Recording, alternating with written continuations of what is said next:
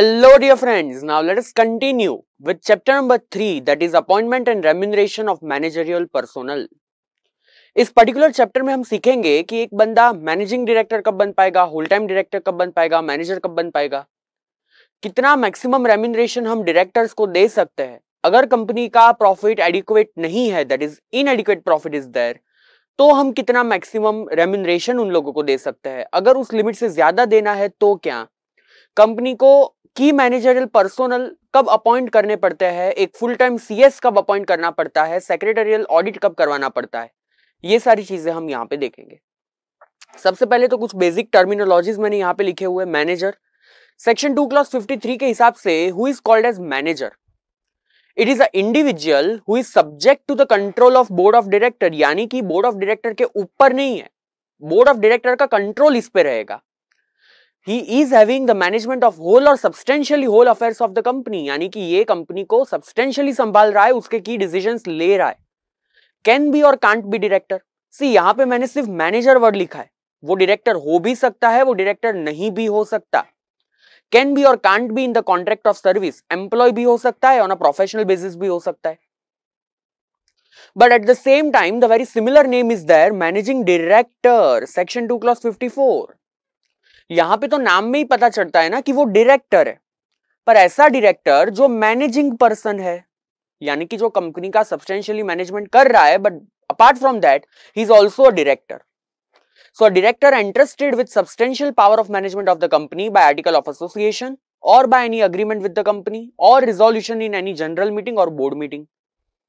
अगर वो एक डायरेक्टर के तौर पे सीज हो जाता है by disqualification of 164, by vacation of 167, by resignation of 168, by removal of 169, अगर वो डायरेक्टर के तौर पे सीज हो जाता है, देन ऑटोमेटिकली ही will cease from the position of managing director also, क्योंकि वो मैनेजिंग डायरेक्टर तब बन पाया जब वो डायरेक्टर था। Now what is the meaning of whole time director, section 2 clause 94। It is basically a director who is there in your company for the full time, employ है आपकी कंपनी का for the full time. A director who is in whole time employment of the company, so basically जितने director executive director होते हैं जो full time company में ही रहते, वो मैनेजिंग डायरेक्टर अगर नहीं है, वो मैनेजर अगर नहीं है, तो हम उन्हें क्या कह के बुलाएंगे, whole time director. Section 196 will tell us that what are the requirements to be fulfilled to appoint any of these three, that is MD, manager और whole time director। सबसे पहला तो मैंने यहां पे क्या लिखा है ब्रैकेट में, सब्जेक्ट टू सेक्शन 164। ऐसा क्यों लिखा है? ये लिखने का एक ही मीनिंग है कि सबसे पहले तो सेक्शन 164 की डिस्क्वालिफिकेशन नहीं होनी चाहिए। अगर उसकी डिस्क्वालिफिकेशन है तो वो बंदा तो डायरेक्टर ही नहीं बन पाएगा, तो आगे तो कुछ देखने की जरूरत ही नहीं है। अगर 164 की डिस्क्वालिफिकेशन उसमें नहीं है तो जाके हम सेक्शन 196 देखेंगे। ये जो सेक्शन 196 है वो सिर्फ एमडी, डब्ल्यूटीडी और मैनेजर, इन तीन लोगों के लिए ही है। It is not for any other director, mind well this. तो मैं ऐसा बोल सकता हूं कि अगर मैं एक इंडिपेंडेंट डायरेक्टर बनना चाहता हूं, then I have to fulfil 164, that is I don't have to be covered under 164, plus I have to fulfil 149 subsection 6। But if I want to become MD, WTD or manager, then along with 164, I have to fulfill 196. अभी सबसे पहले क्या लिखा है, no company can appoint at the same point of time a managing director and manager. बहुत ही simple चीज है ना, मैनेजर और मैनेजिंग डायरेक्टर को एक साथ क्यों अपॉइंट करोगे, दोनों का काम एक ही है। No company will appoint or reappoint any person as managing director, whole-time director or manager for a term exceeding 5 years at a time। यानी कि जो MD, WTD और whole-time director है, उनकी टेन्योर अपॉइंटमेंट के वक्त मैक्सिमम कितनी हो सकती है, 5 साल की। 5 साल के बाद वो लोग रीअपॉइंट हो सकते हैं, पर 5 साल पे कंपलसरी उनको अपनी ऑफिस वैकेट करनी पड़े, and then if possible reappointment will be done. हाँ, पर याद रखना ये रीअपॉइंटमेंट आप टेन्योर के पहले भी कर सकते हो। ऐसा जरूरी नहीं है कि 5 साल खत्म हो उसके बाद ही उसकी रीअपॉइंटमेंट करो।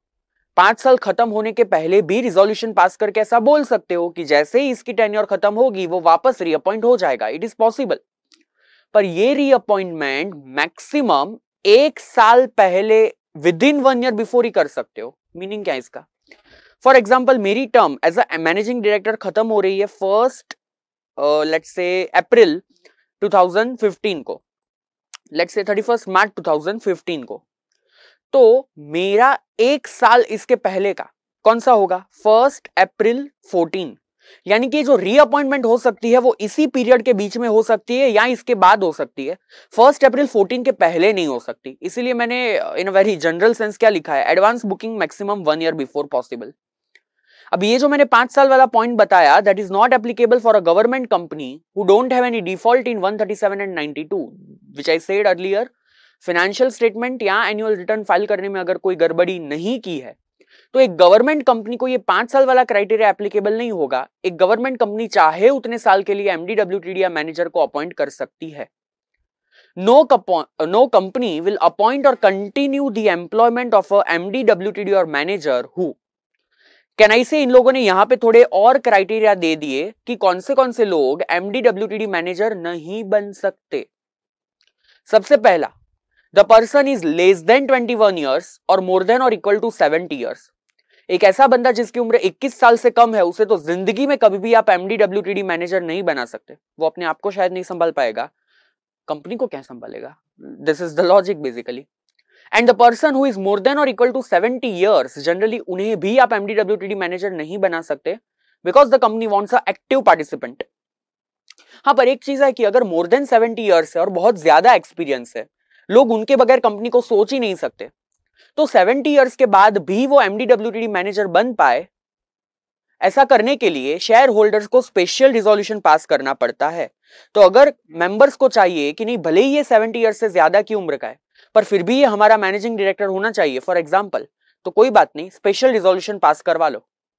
पर हाँ, लेस देन 21 ईयर्स वाले को तो कभी भी आप लोग एमडीडब्ल्यूटीडी मैनेजर नहीं बना पाओगे। और if he is undischarged insolvent and adjudged as insolvent, can I say ये तो 164 का डिस्क्वालिफिकेशन भी हो गया। मैं एक चीज बोल सकता हूं, एक मैनेजर जो डायरेक्टर नहीं है उसे 164 अप्लाई नहीं होगा, फिर उसके लिए सिर्फ 196। तो यहां पे ये पॉइंट स्पेसिफिकली अलग से क्यों दिया हुआ है? उस मैनेजर के लिए जो डायरेक्टर नहीं है। और has suspended payment to his creditors, ये नया पॉइंट है, ये सबके लिए एप्लीकेबल होगा। एक ऐसा बंदा जो इंसॉल्वेंट डिक्लेयर नहीं हुआ है, इंसॉल्वेंसी के लिए अप्लाई नहीं किया है, पर उसने अपने क्रेडिटर को पेमेंट करना बंद कर दिया है, पॉसिबिलिटीज आर देयर कि फ्यूचर में वो इंसॉल्वेंट हो सकता है। और has any time been convicted by the court for an offence and imprisonment is more than 6 month. थोड़ा ध्यान से सुनिएगा जो मैं बोल रहा हूं। सेक्शन 164 में भी ये पॉइंट था, पर वहां पे ये पॉइंट एप्लीकेबल था only up to 5 years from the expiry of the sentence. क्या यहां पे ऐसा कुछ लिखा है? इसका मीनिंग क्या, अगर किसी भी बंदे को लाइफ में कभी भी इंप्रिजनमेंट हुई for a period of more than और इक्वल टू 6 मंथ, वो बंदा जिंदगी में एमडीडब्ल्यूटीडी मैनेजर नहीं बन पाएगा। Are you getting this? फिर appointment and remuneration of managing director, whole time director and manager is to be first approved by board, यानी कि सबसे पहले बोर्ड रिजोल्यूशन पास करवाओ उनकी अप्रूवल के लिए, उसके बाद जो नेक्स्ट जनरल मीटिंग रहेगी उसमें रिजोल्यूशन पास करके रेटिफाई करवा लो। If condition in schedule 5 is not satisfied, अब ये क्या मामला है? एमडीडब्ल्यूटीडी मैनेजर बनने के लिए सबसे पहले 164 में आप फुलफिल नहीं होने चाहिए, परफेक्ट। उसके बाद 196 में भी आप लोग कम फुलफिल नहीं होने चाहिए, दैट इज ऑल्सो ओके। उसके बाद आपको शेड्यूल 5 की एडिशनल कंडीशन भी फुलफिल करनी पड़ेगी। अगर आप लोग शेड्यूल 5 की एडिशनल कंडीशन फुलफिल नहीं किए, यानी कि उसमें फॉल नहीं होते हो, तो वेल एंड गुड है। अगर उसमें कहीं पे भी एक जगह पे फॉल हो गए तो आपको सेंट्रल गवर्नमेंट की अप्रूवल लेके ही एमडीडब्ल्यूटीडी मैनेजर बनाया जाएगा, उसके पहले नहीं। तो यहां पे अगर शेड्यूल 5 में आप फुलफिल हो रहे हो, कोई कंडीशन उसकी सेटिस्फाई शायद नहीं कर रहे हो, तो आपको सेंट्रल गवर्नमेंट की अप्रूवल चाहिए to become a managerial person. ये MR2 90 डेज वाला है जो मैं बाद में कवर कर ही रहा हूं कि सेंट्रल गवर्नमेंट की अप्रूवल किस फॉर्म में ली जाती है, MR2 with in 90 days of appointment. If approval is not obtained in a general meeting, then act done prior to that approval is valid only. It's not invalid. ये तो हमने section 176 में भी देखा था. Now schedule 5. Some extra condition to be fulfilled to appoint a MD, WTD or manager without approval of central government. सबसे पहला, not sentenced to imprisonment for any period or fine for a more than 1000 under 19 Act. ये 19 act वो act है जो बड़े बड़े act है अपनी कंट्री में, generally income tax act, GST act, FEMA, स्कारा, SEBI, companies act itself, money laundering act, ये सारे एक्ट उसमें कवर्ड है।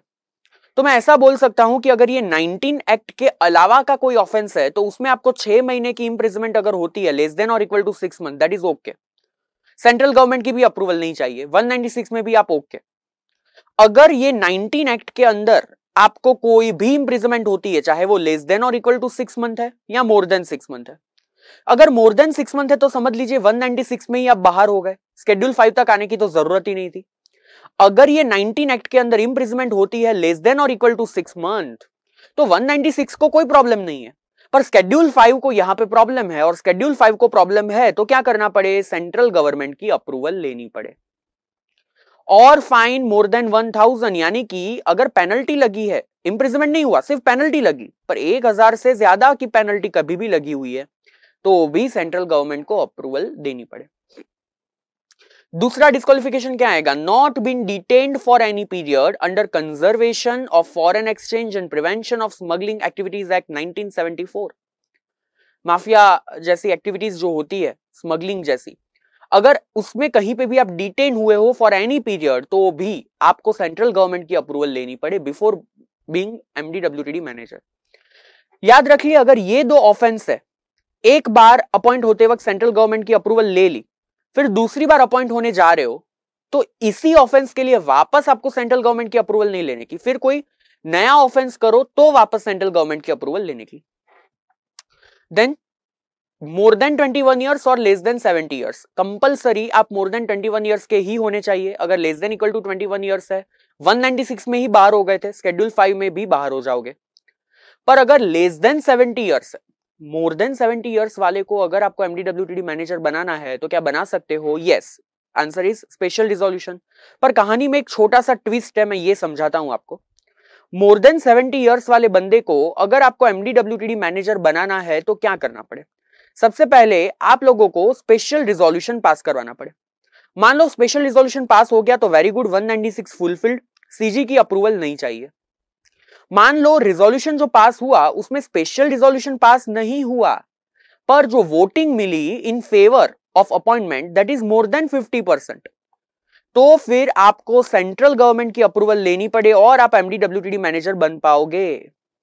पर मान लो वो जो वोटिंग हुई उसमें 50% भी वोट नहीं मिले थे, लेस देन और इक्वल टू 50% थे, तो आप सीजी अप्रूवल भी नहीं ले पाओगे और आप MDWTD मैनेजर भी नहीं बन पाओगे।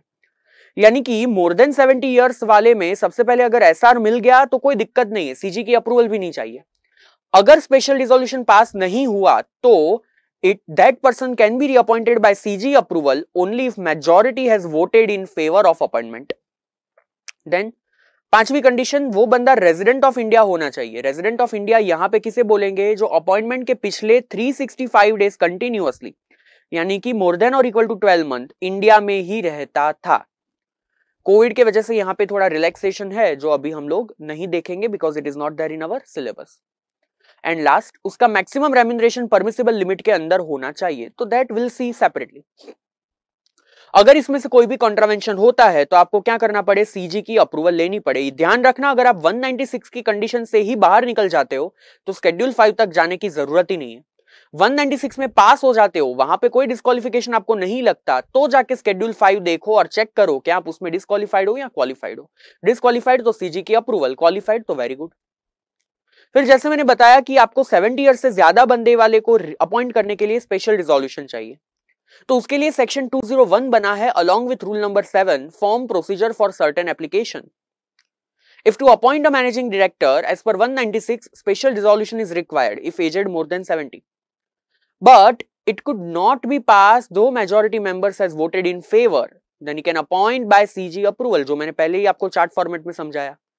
ये जो सीजी की अप्रूवल है वो कौन से फॉर्म में ली जाएगी, MR2 in 90 days. Application to be attached with notice.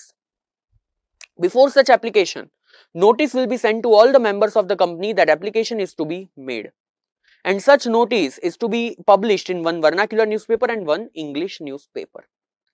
तो सीजी को अप्रूवल में डालने से पहले मेंबर्स को ये बताना पड़ता है कि हम लोग सीजी के पास जा रहे हैं ये अप्रूवल लेने के लिए। अभी आता है section 197. I can say one of the most important section so far as your exams are concern. Overall maximum managerial remuneration. Company में डायरेक्टर्स को आप चाहे उतना रेम्यूनरेशन नहीं दे सकते। ये उनकी प्रोप्राइटरशिप फर्म नहीं है, ये उनकी पार्टनरशिप फर्म नहीं है, ये कंपनी है जिसमें पब्लिक अटैच्ड है। हाँ, प्राइवेट कंपनी में पब्लिक एट लार्ज अटैच नहीं होते तो उसमें चाहे उतना डायरेक्टर्स को रेम्यूनरेशन दे दो, वी आर लिस्ट कंसर्न। और इसीलिए ये जो सेक्शन 197 है ना, overall maximum managerial remuneration, that is only for a public company. Private company को ऐसी कोई लिमिट एप्लीकेबल नहीं है, प्राइवेट कंपनी चाहे उतना रेम्यूनरेशन दे दे।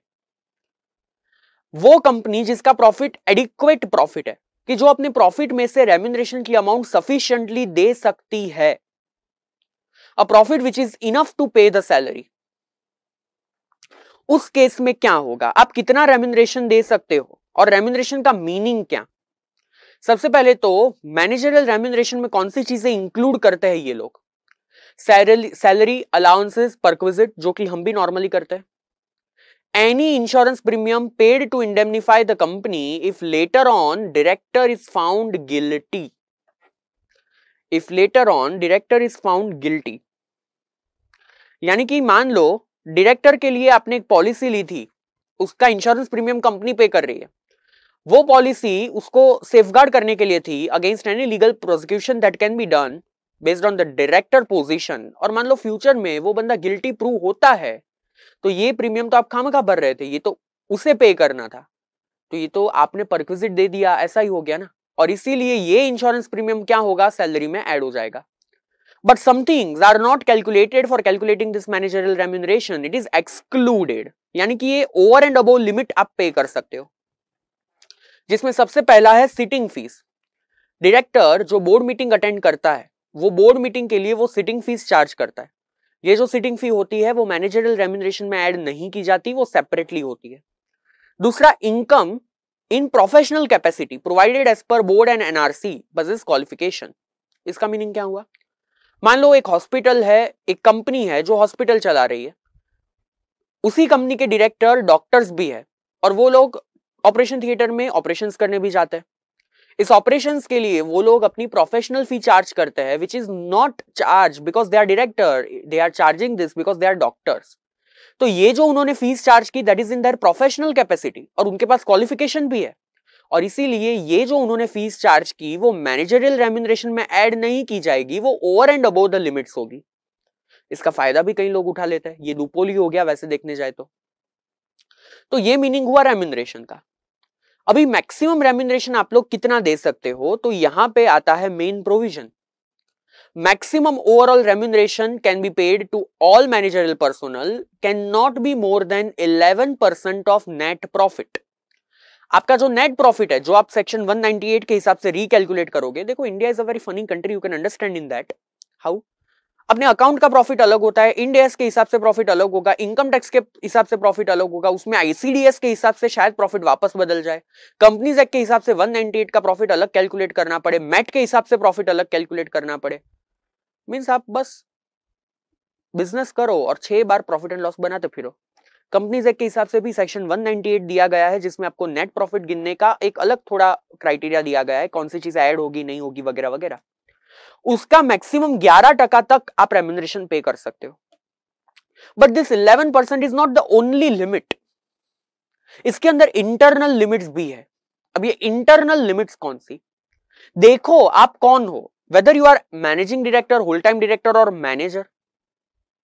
अगर हां, तो किसी भी एक एमडी, डब्ल्यूटीडी और मैनेजर को मैक्सिमम मिल सकता है 5% ऑफ नेट प्रॉफिट। मैक्सिमम कितना बोला मैं, 5% ऑफ नेट प्रॉफिट किसी भी एक को, और इन सभी को कलेक्टिवली मैक्सिमम मिल सकता है 10% ऑफ नेट प्रॉफिट। आप बोलोगे सर ये तो बट ऑब्वियस नहीं था, मान लो कंपनी में या तो एमडी होता है या तो मैनेजर, और दूसरा होता है होल टाइम डायरेक्टर, तो इसी एक को 5% मैक्सिमम दे सकते हो, तो दो को तो कलेक्टिवली 10% ही दे पाओगे ना, ऐसा नहीं है। इसका मीनिंग समझो, कंपनी में होल टाइम डायरेक्टर एक ही नहीं होता, मान लो 5 एग्जीक्यूटिव डायरेक्टर है, तो पांचों को इंडिविजुअली 5-5% की लिमिट, पर ये 5 प्लस ये 1 6 का मिला के 10%। आप समझ रहे हो, तो इंडिविजुअल बंदे को मैक्सिमम 5%, पर ये 3 कैटेगरी का मिला के, एमडी डब्ल्यूटीडी मैनेजर का मिला के टोटल 10% ऑफ नेट प्रॉफिट से ज्यादा नहीं हो सकता। ये तो बात हुई एमडी डब्ल्यूटीडी मैनेजर की, इसके अलावा भी तो नॉन एग्जीक्यूटिव डायरेक्टर्स वगैरह होते हैं, other directors, part time directors. उनको मैक्सिमम कितना दे सकते हो। उनके लिए ये देखो कि क्या आपकी कंपनी में एमडी डब्ल्यूटीडी मैनेजर है, अगर हां है तो प्रॉब्लम क्या होगी, टोटल 11%, उसमें से इन तीनों को कलेक्टिवली मिला के 10% दे दिया ना, तो बाकी के डायरेक्टर को तो मैक्सिमम कितना दे पाओगे, 1%। ये लॉजिकल है। पर मान लो आपकी कंपनी में एमडी डब्ल्यूटीडी मैनेजर नहीं है, तो 11% अवेलेबल था, फिर भी उन्होंने बोला अदर डायरेक्टर्स को मिला के टोटल 3% से ज्यादा नहीं दे पाओगे। तो इनडायरेक्टली तो मैं ऐसा भी बोल सकता हूं कि अगर आपकी कंपनी में एमडी डब्ल्यूटीडी मैनेजर है तो टोटल 11% से ज्यादा नहीं दे पाओगे। हाँ, अगर एमडी डब्ल्यूटीडी मैनेजर नहीं है तो बाकी के डायरेक्टर्स का टोटल तो 3% ही हो पाएगा, उससे ज्यादा नहीं हो पाएगा। किसी भी एमडी डब्ल्यूटीडी मैनेजर या किसी भी डायरेक्टर का रेम्यूनरेशन तय करने से पहले बोर्ड को खुद तो रिजोल्यूशन पास करना पड़ता है, पर उसके बाद एजीएम में अप्रूवल लेनी पड़ती है मेंबर्स की। और मान लो कंपनी ने डिफॉल्ट किया है किसी भी पेमेंट में, या बैंक के किसी पेमेंट में, पब्लिक फाइनेंशियल इंस्टीट्यूशन के किसी पेमेंट में, डिबेंचर के पेमेंट में अलॉन्ग विथ इंटरेस्ट, तो उनको पहले सिक्योर्ड क्रेडिटर्स जो है उनकी अप्रूवल लेनी पड़ेगी। अगर वो लोग अग्री करते हैं तो डायरेक्टर्स को उतना रेम्यूनरेशन पे कर पाओगे। सीधी चीज है ना, बाहर वाले को पैसा पे नहीं करते और घर के लोगों को आप बिंदास पैसा पे कर रहे हो, ये भी नहीं चलेगा। पहले जिसके पास से लोन लिया है, उधारी लिया है, उसको तो पैसा वापस करो। और इसीलिए उन्होंने क्या बोला, सबसे पहले बोर्ड रिजोल्यूशन, उसके बाद मेंबर्स का अप्रूवल, उसके बाद अगर कंपनी ने कोई डिफॉल्ट किया है तो उन डिफॉल्टर्स का भी अप्रूवल ले लो, यानी जिसका डिफॉल्ट किया है उनका अप्रूवल ले लो।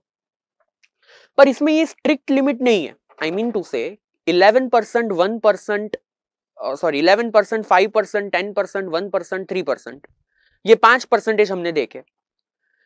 अगर आपको ओवरऑल 11% से बढ़ाना है then it can be increased by passing just a ordinary resolution. However, अगर आपको इंडिविजुअली किसी का 5% से ज्यादा देना है, कलेक्टिवली एमडीडब्ल्यूटीडी मैनेजर का 10% से ज्यादा देना है, अदर डायरेक्टर्स का कलेक्टिवली 3% से ज्यादा देना है, या 1% से ज्यादा देना है, यानी इंडिपेंडेंट जो इंटरनल लिमिट्स थी उससे ज्यादा देना है, तो आपको पास करवाना पड़े स्पेशल रिजोल्यूशन। यानी कि नॉर्मली आपको मेंबर्स की ऑर्डिनरी रिजोल्यूशन तो लेनी ही पड़ेगी रेम्यूनरेशन एक्सेप्ट करवाने के लिए, पर अगर इंटरनल लिमिट्स बढ़ानी है तो क्या पास करवाना पड़ेगा, स्पेशल रिजोल्यूशन। ये मैं फिर से बता रहा हूं, ये जो लिमिट्स है वो सिर्फ पब्लिक कंपनी के लिए है, प्राइवेट कंपनी के लिए नहीं है। अभी सवाल आता है कि ये जो लिमिट्स हमने देखा वो तो शायद आपने इंटर में भी देखा था, एडवांस अकाउंट्स में, पर यहां पे एक वर्डिंग आया, company with adequate profit. Companies act एक बहुत ही कॉम्प्लेक्स एक्ट तो मैं नहीं बोलूंगा, पर एक ऐसा एक्ट है जिसमें एक ही सेंटेंस के 3-4 मीनिंग निकलते हैं और उसका कोई क्लियर क्लैरिफिकेशन नहीं है। Even in real life some people follows different interpretation. यहां पे उन्होंने लिख दिया adequate profit.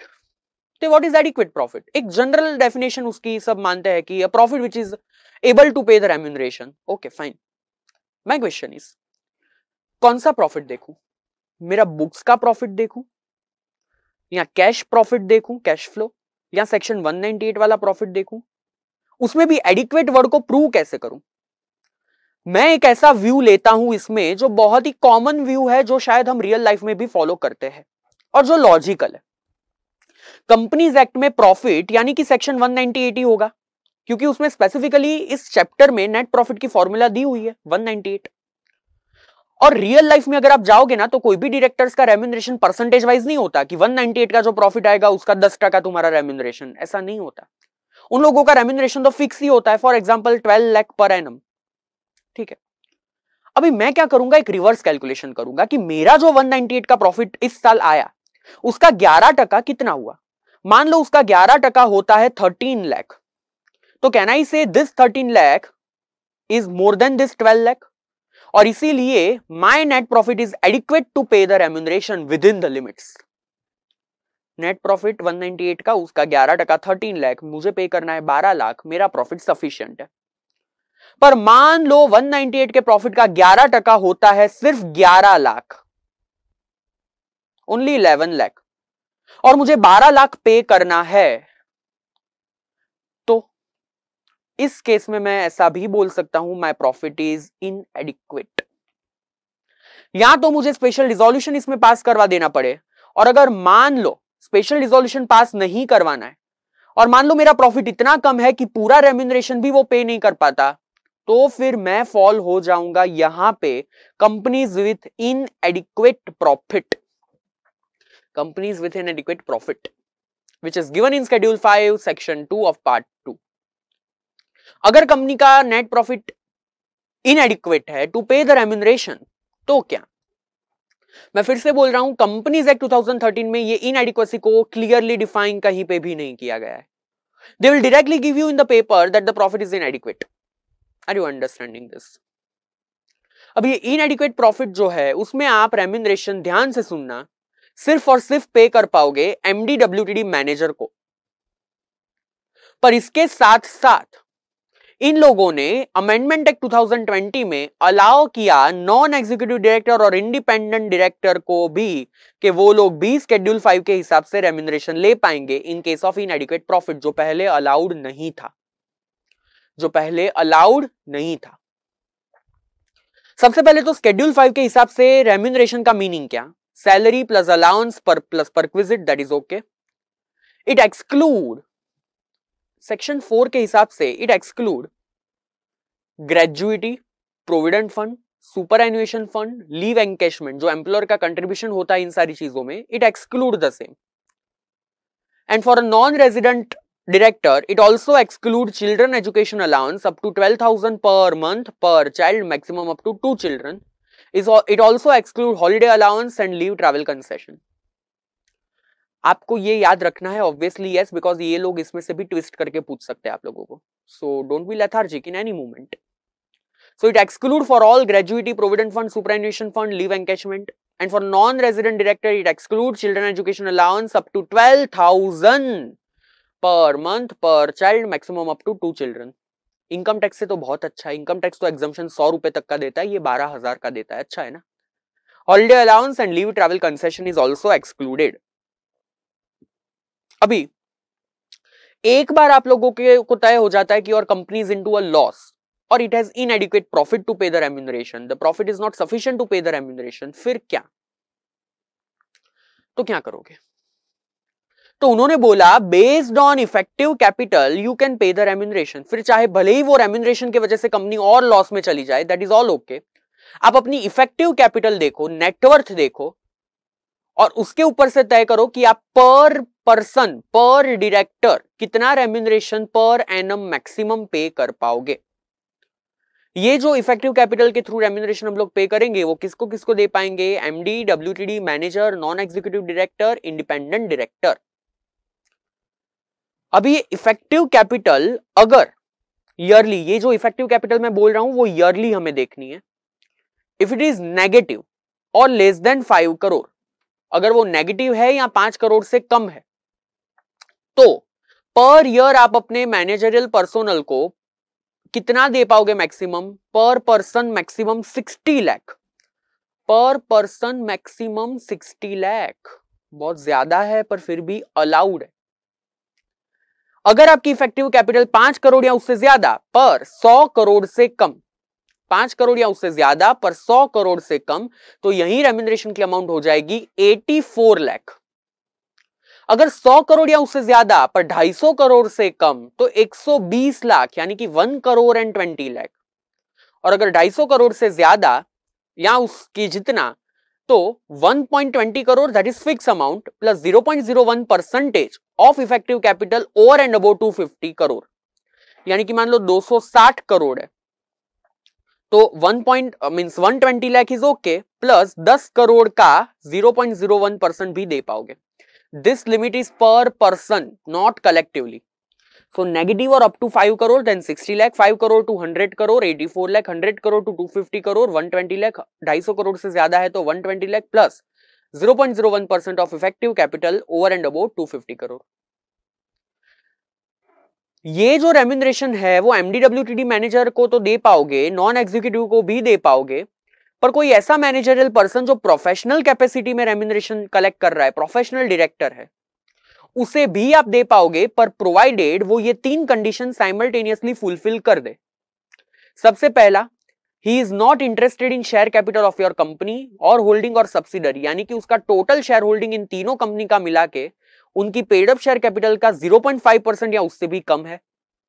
Plus he is not related to any of the director promoter of your company holding subsidiary and any of the last 2 years. Related party नहीं होना चाहिए. और उसके पास एडिक्वेट क्वालिफिकेशन एंड एक्सपर्टीज होना चाहिए। अगर ये 3 कंडीशन फुलफिल कर दी तो कोई प्रोफेशनल कैपेसिटी के डायरेक्टर को भी आप इस तरीके से रेम्यूनरेशन पे कर पाओगे। अभी इसमें एक वर्डिंग जो आया that is effective capital. Effective capital का मीनिंग मैं बता रहा हूं, पर एक चीज इसमें याद रखिए, ये जो मैंने लिमिट बताई ना 60, 84, 120, 120 प्लस 0.01%, इसको भी आप बढ़ा सकते हो।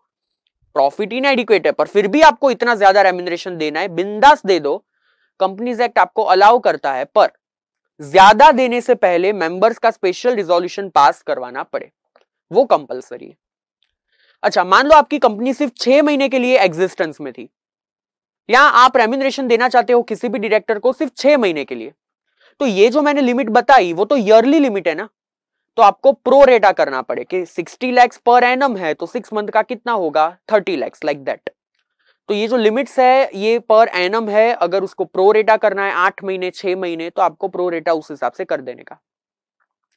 Now what is the meaning of effective capital? Effective capital का अगर मैं आपको लॉजिकल मीनिंग बताऊं तो वो लोग ये बोलना चाहते हैं कि आप ये देखो कि आपके हाथ में कितना पैसा अभी भी पड़ा हुआ है, how much money you have in your hands as of now, जो आपको तुरंत रिपे शायद नहीं करना है, आपको अपने पास ही रखना है फॉर सम इयर्स। तो इफेक्टिव कैपिटल में उन्होंने बताया T1 माइनस T2। T1 क्या? Liability side. Paid up share capital कहने से वो पैसा तो आपके हाथ में ही होगा। सिक्योरिटी प्रीमियम वो भी आपके पास पड़ा होगा। रिजर्व एंड सरप्लस जनरली वो भी आपके पास होता है, एक्सक्लूडिंग रिवैल्यूएशन रिजर्व, क्योंकि रिवैल्यूएशन रिजर्व तो एक नोशनल रिजर्व है ना, जो आपने खुद क्रिएट किया है, असेट की वैल्यू को नोशनली इंक्रीज किया है, तो वो पैसा थोड़ी आपके पास पड़ा होगा, भले ही बुक्स में वो पैसा दिख रहा है और इसीलिए उसको हटा दिया। Plus long term loan, short term loan नहीं ली क्योंकि वो शायद कभी भी रीपे करनी आ सकती है, रेम्यूनरेशन के तौर पे पैसा दे दोगे तो वो लोन रीपे कैसे करोगे, और इसीलिए यहां पे सिर्फ उन्होंने क्या कवर किया, long term loan for more than 1 year. उसमें से माइनस क्या करोगे, T2 इन्वेस्टमेंट, जो आपने ऑलरेडी कहीं पे रोक दिया है, जो पैसा अभी आपके पास नहीं है। अक्यूमुलेटेड लॉसेस वो तो डीम्ड था ना, रिजर्व एंड सरप्लस में से नेगेटिव बैलेंस ही निकाल देते। Preliminary expense which is not return of, ये असेट साइड दिखता है पर ये अपने हाथ में थोड़ी है, ये तो राइट ऑफ करना है। जनरली तो इंडिया के हिसाब से ये पूरा राइट ऑफ ही हो जाता है, पर फिर भी। Plus application money pending allotment, ये तो आपको वापस कर देना पड़े, तो ये भी तो आप रेम्यूनरेशन के तौर पे नहीं दे पाओगे, और इसीलिए उन्होंने क्या बोला, paid up share capital plus security premium plus reserve and surplus excluding revaluation reserve plus more than 1 year long term loan minus investment minus accumulated losses minus preliminary expense not return of minus application money pending allotment. ये सारी चीजें करने के बाद जो effective capital आती है उसके हिसाब से आप लोग तय करोगे कि रेम्यूनरेशन कितना। ये इफेक्टिव कैपिटल तय करने वाले सम्स भी आ सकते हैं, तो ये T1 माइनस T2 पे थोड़ा और ध्यान दीजिएगा। ये चीजें कब की गिनोगे, मान लो मैं एक मैनेजिंग डायरेक्टर जो अपॉइंट हुआ 1 अप्रैल 2016 को, तो मेरे लिए इफेक्टिव कैपिटल देखेंगे हम लोग 31 मार्च 16 को, यानी कि the year preceding to the date on which the person is appointed. तो मैं ऐसा बोल सकता हूं कि हर एक बंदों के लिए इफेक्टिव कैपिटल अलग अलग हो सकती है, क्योंकि उनकी अपॉइंटमेंट डेट अलग अलग होती है। So this is to be calculated on the last day of financial year preceding the year in which the person is appointed. Condition, remuneration पे करने के लिए कंडीशन कौन सी है? सबसे पहली कंडीशन, अप्रूव्ड बाय बोर्ड होना चाहिए, बोर्ड का रिजोल्यूशन पास करवाना पड़े कि ये रेम्यूनरेशन दे दो, हमें कोई प्रॉब्लम नहीं है। And also by nomination and remuneration committee, NRC हमने देखा था सेक्शन 177 178 आई मीन। एनआरसी का काम ही क्या रहता है कि डायरेक्टर्स की अप्रूवल करो, अपॉइंटमेंट करो, उनका रेम्यूनरेशन फिक्स करो। तो आप अगर अपनी कंपनी में डायरेक्टर्स का रेम्यूनरेशन फिक्स करने जा रहे हो तो एनआरसी की अप्रूवल तो लोगे ही ना, वो कमिटी जो स्पेसिफिकली उसी के लिए बनी है। And if any default in the payment to any bank, NCD that is non convertible debenture, creditors, then first their approval is required. ये तो सेक्शन 197 में भी था, एडिक्वेट प्रॉफिट होता तो उसमें भी था कि डायरेक्टर्स का रेम्यूनरेशन तय करने से पहले अगर किसी और का डिफॉल्ट किया है तो उसका पेमेंट कर देना पड़े। Approval in general meeting is also required, ordinary resolution is required, और अगर लिमिट से ज्यादा पे कर रहे हो तो क्या चाहिए, स्पेशल रिजोल्यूशन। ये ऑर्डिनरी रिजोल्यूशन या ये स्पेशल रिजोल्यूशन की वैलिडिटी रहेगी नॉट मोर देन 3 इयर्स, यानी कि 3 साल के बाद आपको वापस रिजोल्यूशन पास करना पड़े, वापस लिमिट्स तय करनी पड़े। अभी मैंने ऊपर बताया सेक्शन 197 में और शेड्यूल 5 दोनों में ये जो नेट प्रॉफिट वर्ड मैं यूज करता हूं, ये नेट प्रॉफिट हमारे कंपनीज एक्ट में सेक्शन 198 ने बोला है कैसे गिनने का, आपके बुक्स का जो भी नेट प्रॉफिट हो, ओके, पर कंपनीज एक्ट के हिसाब से ये जो नेट प्रॉफिट ढूंढते हो वो सेक्शन 198 के हिसाब से ढूंढना पड़े। So calculation of profit, now what is included in the income? First, subsidies from government except central government direct otherwise. Generally accountancy में जो सब्सिडीज होती है वो हम क्या करते हैं, कुछ कुछ सब्सिडीज हम लोग बैलेंस शीट में खड़ी करते हैं, कुछ कुछ सब्सिडीज हम लोग असेट में से माइनस करते हैं, that is all okay. But to calculate the net profit as per section 198 उन्होंने बोला जो गवर्नमेंट के पास से सब्सिडीज मिलती है वो आप P&L में इनकम के तौर पे ले लीजिए, आपका प्रॉफिट उतना बढ़ा दीजिए। हाँ, अगर गवर्नमेंट ने स्पेसिफिकली लिखा है कि कंपनीज एक्ट के लिए भी ये सब्सिडी आप इनकम में इंक्लूड नहीं करोगे, तो फिर आप वो चीज इंक्लूड नहीं करोगे। यानी अगर गवर्नमेंट कोई ऑर्डर देती है तो वो पहले फॉलो कीजिए, अगर गवर्नमेंट का कोई ऐसा ऑर्डर नहीं है तो हर एक सब्सिडी आपके P&L में इनकम साइड खड़ी रखोगे। What is not included in the income, ये बहुत इंपॉर्टेंट है। कई लोग क्या करते हैं पता है कि कैपिटल रिसिप्ट को इनकम में बता देते हैं ताकि उनका नेट प्रॉफिट बढ़ जाए, ताकि उनका 11% बढ़ जाए, ताकि उनका रेम्यूनरेशन बढ़ जाए। ये रोकने के लिए स्पेसिफिकली 198 बोलता है कि कौन सी इनकम आप इनकम में इंक्लूड नहीं करोगे so far as section 198 is concern, जिसमें सबसे पहले आता है profit by way of premium or discount. अगर आपने डिबेंचर्स को at a discounted price premature करवा दिया तो ये जो डिस्काउंट हुआ वो आपकी इनकम हो गई, पर it is a capital receipt. Shares issue किए प्रीमियम से, प्रीमियम मिला, that is your capital receipt. तो ये प्रीमियम और डिस्काउंट की अमाउंट जो है वो आप अपने क्रेडिट साइड पे नहीं लोगे, अगर ऑलरेडी वो क्रेडिटेड है तो उसे डिडक्ट कर दोगे। थोड़ा बहुत आपको पीजीबीपी कैलकुलेट कर रहे हो ऐसा फील होगा, right, business profession head, but this is like that only. But अगर मान लो आपकी कंपनी एक इन्वेस्टमेंट कंपनी है, बाय द वे इसी चीज के बहुत सारे प्रैक्टिकल एग्जांपल्स मैंने अपने फास्ट ट्रैक कोर्स में भी कवर किए हैं, which is there on online.jkshah classes. अगर आपकी कंपनी एक इन्वेस्टमेंट कंपनी है, इन्वेस्टमेंट कंपनी यानी ऐसी कंपनी जिसका रोज बरोज का काम है ना प्रीमियम डिस्काउंट, तो ये तो उसकी नॉर्मल रिसिप्ट हो गई, ये कैपिटल रिसिप्ट नहीं है, और इसके लिए वहां पे हम लोग प्रीमियम और डिस्काउंट इनकम में इंक्लूड करेंगे, ये नॉर्मल कंपनी के केस में नहीं करेंगे। दूसरा, profit on sale of forfeited shares. कोई शेयर्स अगर आप फोरफिट कर देते हो तो उसकी जितनी अमाउंट बाकी थी अगर उससे ज्यादा अमाउंट आपको कलेक्ट हुई बेचने से तो वो भी आपकी कैपिटल रिसिप्ट हुई, वो भी आप P&L में ऐड नहीं करोगे so far as section 198 is concern. Profit from capital nature, ये तो पहले ही उसका था कि बाकी हर एक कैपिटल रिसिप्ट कभी भी आप इसमें ऐड नहीं करोगे। Profit from sale of immovable property, आप बोलोगे सर ये भी तो कैपिटल नेचर का प्रॉफिट है ना, वापस उन्होंने अलग से क्यों दिया, बताता हूं। इन लोगों का क्या बोलना है, मान लो आप लोगों ने कोई असेट परचेज की थी 100 रुपए में, जिसका डेप्रिसिएशन पर ईयर क्लेम करते गए और आज की तारीख में इसकी WDV है 60 रुपीज, आपकी बुक्स में 60 रुपीज की वैल्यू होगी। मान लो आप बेच देते हो इस असेट को 120 रुपीज में, तो आपके हिसाब से 60 रुपीज का प्रॉफिट हुआ। आप बोलोगे सर 60 रुपीज के प्रॉफिट को हम लोग इनकम में ऐड नहीं करेंगे, गलत। उन लोगों का यह बोलना है कि आपके 60 रुपीज के प्रॉफिट में से 40 रुपया तो ऐसा है जो अर्लियर आपने इनकम में से लेस किया था bye way of depreciation, can you see this. बाकी का 20 रुपया ऐसा है जो सही में आपका कैपिटल अप्रिसिएशन है, तो वो 20 रुपया आप इनकम में ऐड मत करो, पर ये जितना डेप्रिसिएशन तक का अमाउंट है एटलीस्ट उतना तो आप इनकम में ऐड कर ही दो। तो उन्होंने क्या बोला, generally profit from sale of immovable property not to be included in the income, but in case the property is sold above WDV then the credit means कितनी चीज इनकम में ले पाओगे, ओरिजिनल कॉस्ट माइनस WDV, जितना अब तक का depreciation claim किया उतना। हाँ, मान लो आपका ऑर्डिनरी कोर्स ही प्रॉपर्टी खरीदना और बेचने का है तो पूरे का पूरा गेन आपका नॉर्मल इनकम हो गया, फिर उसमें ये सब बाइफर्केशन नहीं होता। Last, unrealised gain, notional gain, revaluation of asset, mark to market करते हैं कई लोग अपने इन्वेस्टमेंट को, करना पड़ता है इनकम टैक्स के हिसाब से, तो यस। नोशनल गेन, कोई अगर आपने नोशनल गेन बुक कर लिया, रिवैल्यूएशन ऑफ असेट बुक कर लिया, ये सारी चीजें अभी आपके पास हाथ में नहीं पड़ी है, तो ये सारी चीजों को आप हटा दो इनकम में से, आप रियलिस्टिक बनो कितना प्रॉफिट सही में हुआ। So this were the things which are not to be included in the income.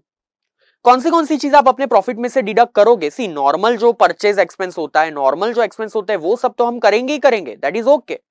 उसके अलावा कौन सी चीजें स्पेसिफिकली उन्होंने बोलनी चाहिए, सबसे पहला यूजुअल वर्किंग चार्जेस जो मैंने आपको बताया, बिजनेस का normal operating expense. Number 2, directors remuneration not from gross profit but it is to be deducted from net profit. अभी देखो ध्यान से सुनना, ये उन्होंने बोला ना, मेरा इंटरप्रिटेशन आप अभी सुनना। जो मैंने आपको पहले इनएडिक्वेट प्रॉफिट वाला चीज बताया, उन्होंने क्या बोला, 198 के हिसाब से 100 रुपए का फॉर एग्जांपल आपका प्रॉफिट है बिफोर डायरेक्टर्स रेम्यूनरेशन। मान लो डायरेक्टर का रेम्यूनरेशन आपने तय किया हुआ है 120 रुपया, तो कहना से आपका नेट प्रॉफिट 198 के हिसाब से 20 रुपया हो जाएगा, क्योंकि डायरेक्टर्स रेम्यूनरेशन भी आपको तो माइनस करना है।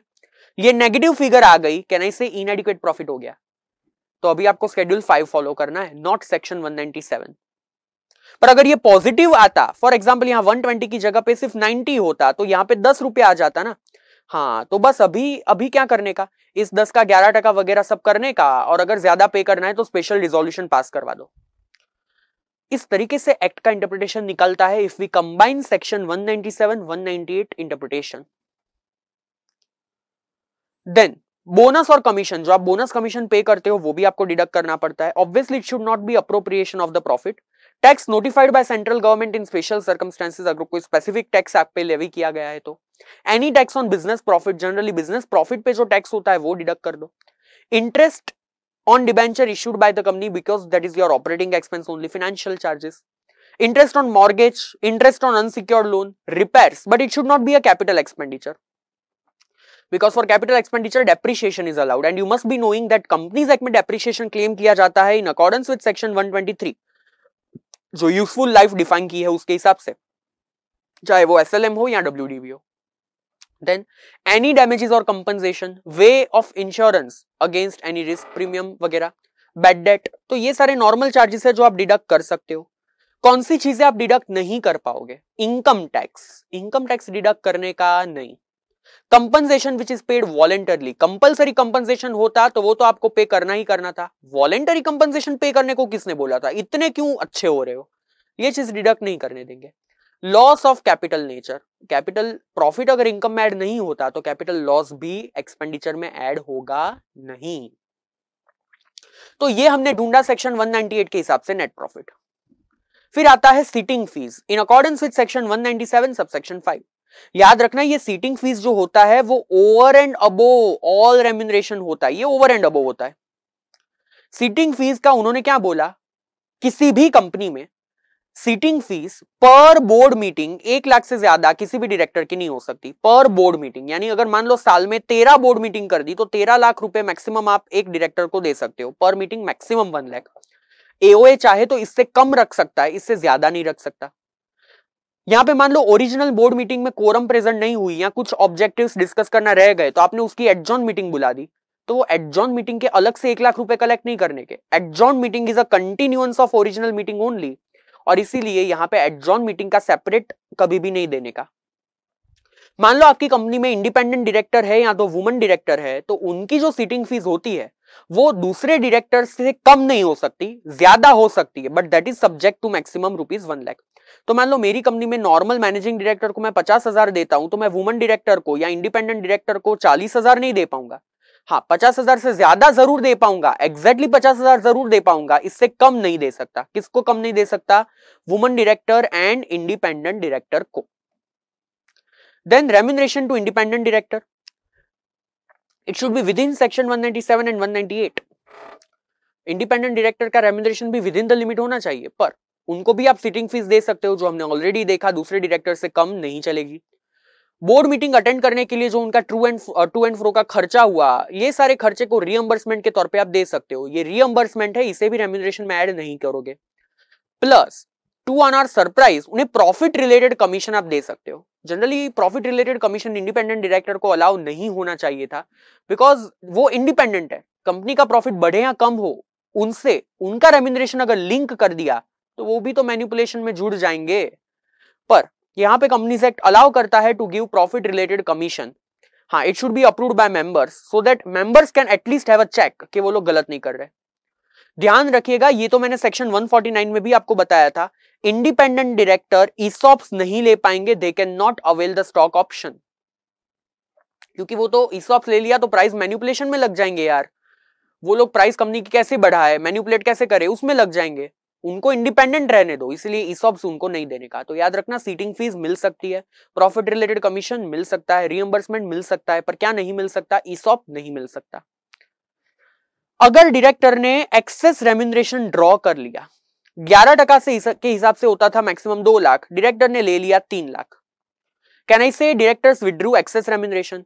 अगर इसके लिए पहले एसआर पास हुआ होता तो ठीक था, पर यहां पे तो एसआर भी पास नहीं हुआ, उसके अलावा उन्होंने एक्सेस विड्रॉ कर लिया, मान लो गलती से, तो कोई बात नहीं। ये जो 1 लाख रुपया ज्यादा उन्होंने कलेक्ट किया ना, वो एटलीस्ट उनको रिसीव करने के 2 साल के अंदर अंदर कंपनी को रिफंड कर देने का, 2 साल का टाइम दिया रिफंड करने के लिए।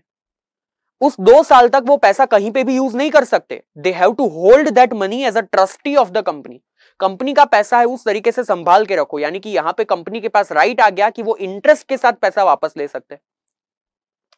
During this 2 years company itself यानी कि board of director themselves can not से कि ठीक है चलो हम रिजोल्यूशन पास कर देते हैं कि ये 1 लाख का रेम्यूनरेशन उनको ज्यादा दिया था। अगर पहले ज्यादा देना होता तो मेंबर्स का स्पेशल रिजोल्यूशन चाहिए था ना, तो इस 2 साल के अंदर अंदर अगर ये एक्सेस रिफंड वेव करवाना है तो भी मेंबर्स का स्पेशल रिजोल्यूशन देके रेटिफाई करवा लो इस चीज को, सिंपल।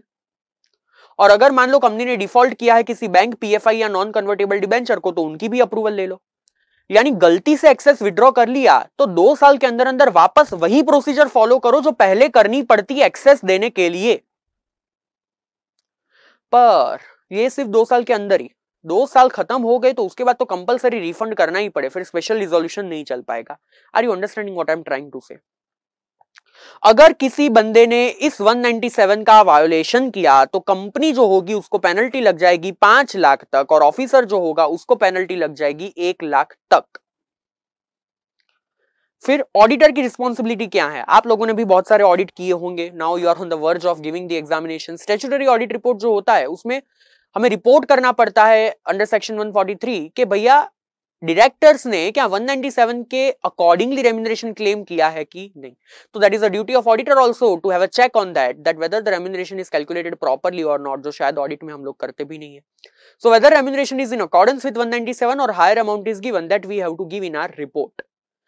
अभी एक और चीज याद रखो, the whole section 197 is not applicable to a government company। maximum remuneration वाला पॉइंट गवर्नमेंट कंपनी को एप्लीकेबल नहीं होता है, प्रोवाइडेड वो कंपनी ने कोई डिफॉल्ट नहीं किया है 137 एंड 92 में। फिर सेक्शन 199 आता है, recovery of managerial remuneration in certain cases. आप बोलोगे सर पहले भी तो रिकवरी आपने पढ़ाया, ये दूसरा रिकवरी काहे पढ़ा रहे हो? ये दूसरा रिकवरी अलग रिकवरी है। मींस समझाता हूं। मान लो मेरा फाइनेंशियल स्टेटमेंट, उसका नेट प्रॉफिट 198 के हिसाब से 10 आया, उसके हिसाब से मुझे 2 रुपया देना था, मैंने 3 दे दिया, ये गलत बात हो गई। ये 197 में विद इन 2 years रिफंड करना वगैरह वगैरह हो गया। यहां पे प्रॉब्लम ये है कि मान लो 2 साल के बाद आपके बुक्स ऑफ अकाउंट वापस ओपन हुए, आरओसी ने रीस्टेट करने को बोला फाइनेंशियल स्टेटमेंट क्योंकि कुछ फ्रॉड पकड़ा गया, और रीस्टेट करिए किया, विंडो ड्रेसिंग रिमूव की, तो पता चला कि 10 रुपए का प्रॉफिट नहीं होता है, एक्चुअली तो ये सिर्फ 9 रुपए का प्रॉफिट होता है। तो पहले जो आपके हिसाब से 2 रुपए का रेम्यूनरेशन आप दे सकते थे, वो अब तो सिर्फ 1 रुपए का ही दे सकते हो। तो ये 1 रुपया डायरेक्टर्स ने ज्यादा ले लिया है ना, तो इसके लिए क्या? तो ये वो एक्सेस रेम्यूनरेशन है जो फाइनेंशियल स्टेटमेंट रीस्टेट होने की वजह से पकड़ा गया। So if company is required to restate the financial statement due to any fraud or non-compliance as per Companies Act, then remuneration is also to be recalculated, and if excess is paid, then it is to be recovered. This recovery does not escape them from any liability that may incurred as per Companies Act। यानी कि recovery तो access remuneration की करोगे, पर उसके अलावा fraud के लिए अगर सेक्शन 447 लगता है तो वो तो लगाने का ही, उससे आप उनको अलग नहीं कर सकते। आप ऐसा नहीं बोल सकते कि एक्सेस रेम्यूनरेशन वापस दे दिया ना, अब क्यों 447 लगा रहे हो। एक्ट ने स्पेसिफिकली ये बोल दिया ताकि कोई लीगल रिपरकशन ही ना आए इसमें। Understanding this, then section 203 appointment of key managerial personnel. Appointment of key managerial personnel, सबसे पहले तो एक चीज याद रखो, managerial personnel and key managerial personnel are two separate thing. Managerial remuneration, MD manager, ये लोग तो की केएमपी होते ही है, पर ये लोग ही केएमपी होते हैं नहीं, इसके अलावा भी की मैनेजरियल पर्सोनल आपकी कंपनी में होते हैं, जिसमें सीएस आ जाता है, सीएफओ आ जाता है। पर क्या हर एक कंपनी में केएमपी अपॉइंट करना कंपलसरी है? Answer is no. It is mandatory to be appointed for those companies who are covered under rule 8। सबसे पहले आता है लिस्टेड कंपनी। तो लिस्टेड कंपनी को तो सारी चीजें कंपलसरी होती है, ये तो पता ही है। दूसरा, those unlisted public company whose paid up share capital is more than और इक्वल टू 10 करोड़। यहां पे टर्नओवर की कोई लिमिट नहीं है, बोरोइंग की कोई लिमिट नहीं है, सिर्फ पब्लिक कंपनी की पेड अप कैपिटल देखनी है अगर 10 करोड़ से ज्यादा, तो यहां पे प्राइवेट कंपनी कवर नहीं हुई। तो लिस्टेड कंपनी या non listed public company having paid up share capital मोर देन और इक्वल टू 10 करोड़, तो उनको कितने कितने टाइप के की मैनेजरियल पर्सोनल अपॉइंट करने पड़ेंगे। सबसे पहला, या तो एमडी, या तो सीईओ, या तो मैनेजर, या तो होल टाइम डायरेक्टर। हर एक अपॉइंट नहीं करना है, इनमें से कोई एक। एंड यानी कंपलसरी होना चाहिए एक full time CS and compulsory एक अलग सीएफओ। तो कोई ऐसा नहीं बोल सकता कि मैं एक ही बंदे को हायर करूं जो फुल टाइम सीएस भी हो, फुल टाइम सीएफओ भी हो, नहीं, क्योंकि यहां पे एंड वर्ड यूज किया गया है। और लॉ के इंटेंशन को समझो, सीएस होता है अलग से रिक्वायरमेंट चेक करने के लिए, सीएफओ की सारी रिस्पॉन्सिबिलिटी अलग होती है। एक ही बंदे को दोनों टास्क दे दिए तो वो कैसे फुलफिल करेगा। They are to be appointed by board resolution, compulsory. और ये हमने देखा था पहले कि वो सर्कुलेशन से नहीं हो सकते, कंपलसरी अलग बोर्ड रिजोल्यूशन ही बोर्ड मीटिंग में पास करवाना पड़े इनकी अपॉइंटमेंट के लिए। एक इंडिविजुअल किसी भी कंपनी में एक साथ चेयरपर्सन एंड मैनेजिंग डायरेक्टर नहीं हो सकता, या तो चेयरपर्सन एंड सीईओ नहीं हो सकता। चेयरपर्सन यानी कि generally chairperson of annual general meeting, chairperson of board meeting, chairperson of a company who is looking of on a entire company as a whole. तो एक ही बंदा दोनों पोजीशन पे नहीं रह सकता, पर अगर मेंबर्स चाहे तो उन्हें अलग पोजीशन पे रख सकते हैं। If AOA permits then that person can hold two position. तो अगर एओए इज साइलेंट तो एक ही बंदा दोनों पोस्ट पे नहीं रह सकता। अगर एओए परमिट करता है तो एक इंडिविजुअल दो पोजीशन एक साथ होल्ड कर सकता है, एक साथ होल्ड कर सकता है। Chairperson can be CEO if even if AOA does not permit, यानी कि अगर एओए साइलेंट है तो जनरली चेयरपर्सन सीईओ नहीं बन पाएगा ना, पर फिर भी वो सीईओ बन पाएगा कब? When it is a public company whose paid up share capital is more than or equal to 100 crore and turnover is more than or equal to 1000 crore, plus it is having multiple businesses, plus appoint CEO for each business separately। वो हर एक business wise CEO अलग अलग appoint कर रहे हैं, तो कोई भी एक सीईओ चेयरपर्सन बन पाएगा, क्योंकि फिर उसका काम डाइवर्स हो जाता है ना, किसी एक पर्टिकुलर बिजनेस के लिए रिस्ट्रिक्ट हो जाता है, प्रोवाइडेड वो बड़ी कंपनी है। बड़ी कंपनी है नहीं, बहुत बड़ी हो गई ना ये तो, पेड अप कैपिटल 100 करोड़ या उससे ज्यादा, प्लस टर्नओवर 1000 करोड़ या उससे ज्यादा, बहुत बड़ी कंपनी हो गई। थोड़े और प्रोविजन ध्यान में रखिए अपॉइंटमेंट के। Key managerial personnel can be appointed as KMP in maximum 1 company plus subsidiary of that company. तो जैसे कि फुल टाइम सीएस की बात करें तो वो फॉर एग्जांपल ए लिमिटेड में अगर फुल टाइम सीएस है तो वो उसकी सब्सिडरी में फुल टाइम सीएस या दूसरा कोई केएमपी की पोजीशन ले सकती है, but not in any other company. However अगर कोई एक बंदा मैनेजिंग डायरेक्टर या तो मैनेजर है तो वो किसी दूसरी कंपनी में मैनेजिंग डायरेक्टर या मैनेजर भी हो सकता है along with its subsidiaries with unanimous board meeting resolution.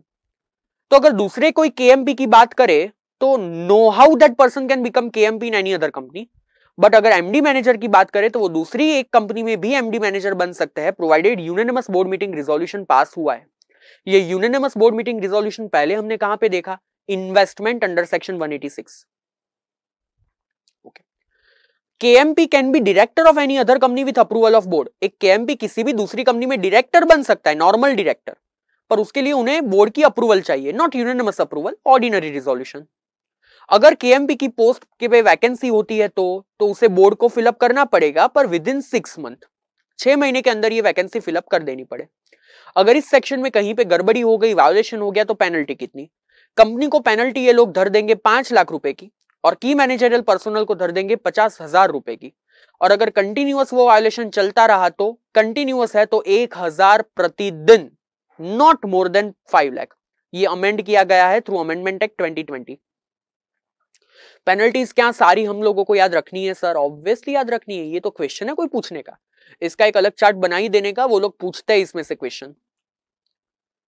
अभी आता है रूल 8A, एक ऐसा रूल जिसकी वजह से ICSI ने लास्ट ईयर MCA के सामने थोड़े प्रोटेस्ट कर दिए। Rule 8A is all about whole time CS। Rule 8 क्या बोलता है? लिस्टेड कंपनी है या तो any other unlisted public company जिसकी पेड अप कैपिटल 10 करोड़ या उससे ज्यादा है, तो उसको KMP अपॉइंट करना है, जिसमें से एक था full time CS। Rule 8A is specifically saying that any company जिसकी पेड अप कैपिटल पहले क्या बोलते थे वो लोग 5 करोड़ या उससे ज्यादा है, वो लोगों को कंपलसरी होल टाइम सीएस रखना पड़े, जिसमें प्राइवेट कंपनी भी इंक्लूड हो गई, तो बहुत सारा स्कोप बढ़ गया।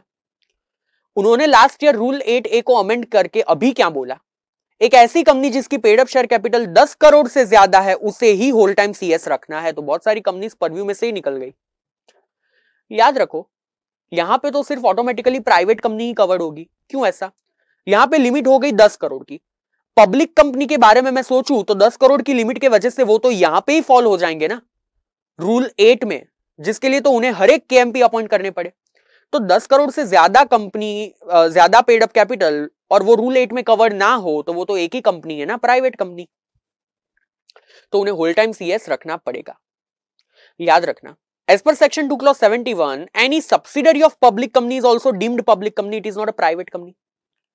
और इसीलिए ये जब हम सेक्शन पढ़ते हैं सेक्शन 203 वगैरह, तो उसमें मैं जब पब्लिक कंपनी बोलता हूं तो ऐसी प्राइवेट कंपनी भी वहां पे इंक्लूड होती है which is a subsidiary of a public company.